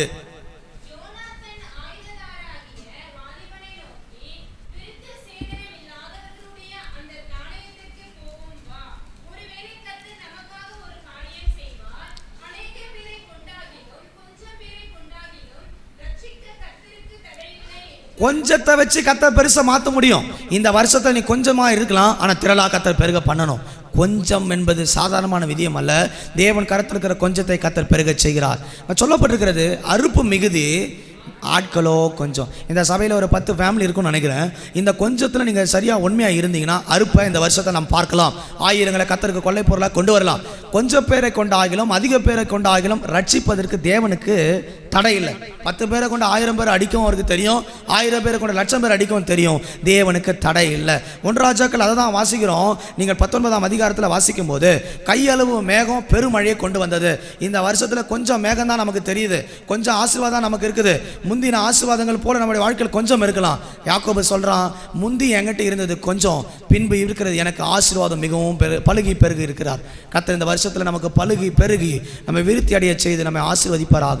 கொஞ்சத்தில் உண்மையாக இருக்கிறவனை கர்த்தர் அநேகத்தின் மேல் அதிகாரியாக வைக்கிறார். சாரிபாத் விதவை போல, யாக்கோபை போல, இப்போ வாசித்த சத்தியங்களை போல கொஞ்சத்தை நாம் கவனமாக இருந்தால் கர்த்தர் நமக்கு நிறைவானதை கொண்டு வருகிறார். பிலிப்பியர் 4:13 படி உங்கள் குறைவைகள்லாம் கிறிஸ்து மகிமையிலே நிறைவாக்குவாராக. முழங்கால் பட்ட தேவ சமூகத்தில் என் வாழ்க்கையில் கொஞ்சம் இருக்கிறது ஆண்டவரே, முன்பு இருந்தது போல எனக்கு கொஞ்சம் இருக்குது, ஆனால் பின்பு நிறைவானது மிகுந்த பலன் எனக்கு உண்டு. போராடி ஜெபம் பண்ணுவோமாக தேவ சமூகத்தில். எனக்கு கொஞ்சமான ஆசீர்வாதம் இருக்குது, கொஞ்சம் தான் என்கிட்ட பலன் இருக்குது, கொஞ்சம் தான் என்கிட்ட ஞானம் இருக்குது, என்னால் மேற்கொள்ள முடியலை, என்னால் ஜெயம் பெற முடியலை. இந்த வருஷத்தில் கர்த்தர் சொல்கிறாரு, முந்தி உனக்கு இருந்தது கொஞ்சம், பிந்தி இருக்கிற இந்த நாட்களில் இந்த வருஷத்தில் இருக்கிறது மிகவும் பழுகி பெருகி கர்த்தர் உன் எல்லைகளை ஆசீர்வாதமாக மாற்றுவாராக. யாக்கோபை போல போராடு. கர்த்தாவே நீர் என்னோடு கூட இருங்க ஆண்டவரே, கர்த்தாவே நீர் என்னோடு கூட வாருங்க ஆண்டவரே. நீ போகும் இடமெல்லாம் உன் தேவனாய் கர்த்தர் உன்னோடு கூட இருக்கிறார். அவர் உன்னை விட்டு விலகுவதும் இல்லை, உன்னை கைவிடுவதும் இல்லை. பச்சை புன்னையான மரத்தை போல உயிரோட்டமுள்ள ஒரு ஜப ஜீவியத்தில், விசுவாசமுள்ள ஜபத்தில், உறுதியான ஜபத்தில் நிற்பாயாக. அபிஷேகமாகிய வாதுமை கொட்டைகளைப் போல குத்து விளக்கை எப்போது எரிந்து கொண்டிருக்கிற ஆவியின் நடத்திப்புக்குள்ள உன்னை கொண்டு வா. 3வது வேதத்தை வாசிக்கிறோம், அங்கே சொல்லப்பட்டிருக்கிறது அர்மோன் என்னும் கிளைகள், கிறிஸ்து என்னும் கிளையில உன் குடும்பத்தை கொண்டு வந்து நிறுத்து. 4வது பரிசுத்தத்துக்குள்ள வா. உன் பரிசுத்தம் தான் உன் விருத்திக்கும் உன் ஆசீர்வாதத்துக்கும் அது காரணமாக இருக்கிறது. கர்த்தருடைய பாதத்தில் மகிமைப்படுத்திக் கொண்டே இரு. உன் ஜபம் உன் ஆசீர்வாதத்துக்கு காரணமாக இருக்கட்டும். இந்த வருஷத்தில் முந்தி இருந்த குறைவுகள் மாறட்டும். இந்த புதிய ஆண்டில் பெருக்கத்தை காணுவ கர்த்தர் நமக்கு உதவி செய்வாராக. சாரிபாத் என்னும் ஊரில் இந்த விதவை சொன்னால், எனக்கும் என் பிள்ளை ஆண்டானுக்கு மட்டும் இருக்குது, நாங்கள் சாப்பிட்டு ஜீவனை விட போகிறோம். கர்த்தர் சொன்னார், இல்லை, நீ அதை எனக்கு கொடு. நீ தேவனுக்கு உன் கொஞ்சத்தில் உண்மையாக இருந்தா உன்னை அநேகத்தில் வைப்பார், அதிகாரியாக உயர்த்துவார். உண்மை உள்ள மனுஷனுக்கு பரிபூர்ணமான ஆசீர்வாதங்கள் நிச்சயமாக உண்டு. 5 அப்பம் 2 மீன் 5000 பேருக்கு கொடுத்தவர், 7 அப்பம் சிறு சிறு மீன்களை 4000 பேருக்கு திருப்தியாய் கொடுத்தவர். இந்த வருஷத்தில் உனக்கு இருக்கிற கொஞ்சத்தை பலுகி பெருகி ஆசீர்வதித்து உன்னை பெருக பண்ணுவாராக. தேவ சமூகத்தில் ஜெபித்து துதித்து மகிழ்ந்து களி கூறு. கர்த்தர் உன்னை பெருக செய்யட்டும், கர்த்தர் உன்னை விருத்தி ஆக்கட்டும். நீ கொஞ்சமாக இருந்தாய், கர்த்தர் உன்னை பலுக செய்வாராக. ஹல்லேலூயா ஹல்லேலூயா. கொஞ்சம் பலத்தை விட்டுறாத, கொஞ்சம் பலத்தை மறுதளிக்காமல் இரு. கர்த்தர் ஒரு பெரிய பலத்தை உனக்கு கட்டளை எடுக்கிற நேரம் வரும். உனக்கு இருக்கிற இந்த பலத்தோட போ. இந்த கொஞ்சம் பலத்துல கர்த்தருடைய பலன் பூரணமாய் விளங்கும். அவருடைய கிருபை அது செய்யும். பலமுள்ளவனுக்காகிலும் பலனற்றவனுக்காகிலும் உதவி செய்வது என்பது அவருக்கு லேசான காரியம். உன்னை பலப்படுத்த கிறிஸ்துவினாலே உனக்கு எல்லாவற்றையும் செய்ய இந்த வருஷத்துல பலன் உண்டு.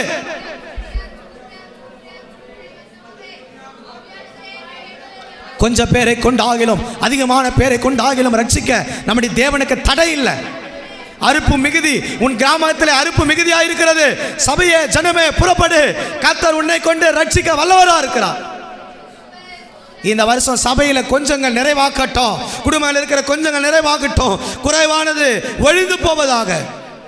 பிலிப்பியர் 4:13 படி கிறிஸ்துவின் மகிமை குறைவுகளை நிறைவாக்குவாராக. ஆவிக்குரிய வாழ்க்கையில நிறைவை சந்திப்போமாக, தனிப்பட்ட வாழ்க்கை நிறைவை சந்திப்போமாக. உன் குறைவை சொல்லு. நான் ஜபத்துல குறைவா இருக்கிறேன், அபிஷேகத்துல குறைவா இருக்கிறேன், ஆவியில குறைவா இருக்கிறேன், வாழ்க்கையில் ஆசீர்வாதங்களை குறைவா இருக்கிறேன். லாபானுடைய கையையே பார்த்து கொண்டிருக்கிறேன். லாபான் எப்ப தருவான்? லாபான் கொடுக்கிற ஆசீர்வாதம் அல்ல, கர்த்தர் தரும் ஆசீர்வாதம் உங்களுக்கு உண்டு. உன்னை ஆசீர்வதிக்கவே ஆசீர்வதித்து உன்னை பெருகவே பெருக பண்ணுவேன். இஸ்ரவேலுக்குள்ளே அவன் கோத்திரங்கள் ஆசீர்வதிக்கப்பட்டு இருக்கும். யோசேப்பு போகும் இடமெல்லாம் கர்த்தர் அவனோடு கூட இருந்து அவனை ஆசீர்வதித்தார். அவன் காரியம் வாய்க்க பண்ணினான். ஓ ரபாலா ஷபாலா ராதி ரபாலக துடிபி ரபோ சந்தடாய் மௌரினாக்கா துடாக்க ரபாலக திடா. ஆவியில பலப்படுவோமாக. உன் கொஞ்சத்தை சொல்ல. இனி கடன் கொஞ்சம், உன் தேவை எவ்வளவு? என்கிட்ட கொஞ்சமா இருக்குது ஆண்டவரே, நிறைவாக்குங்க ஆண்டவரே.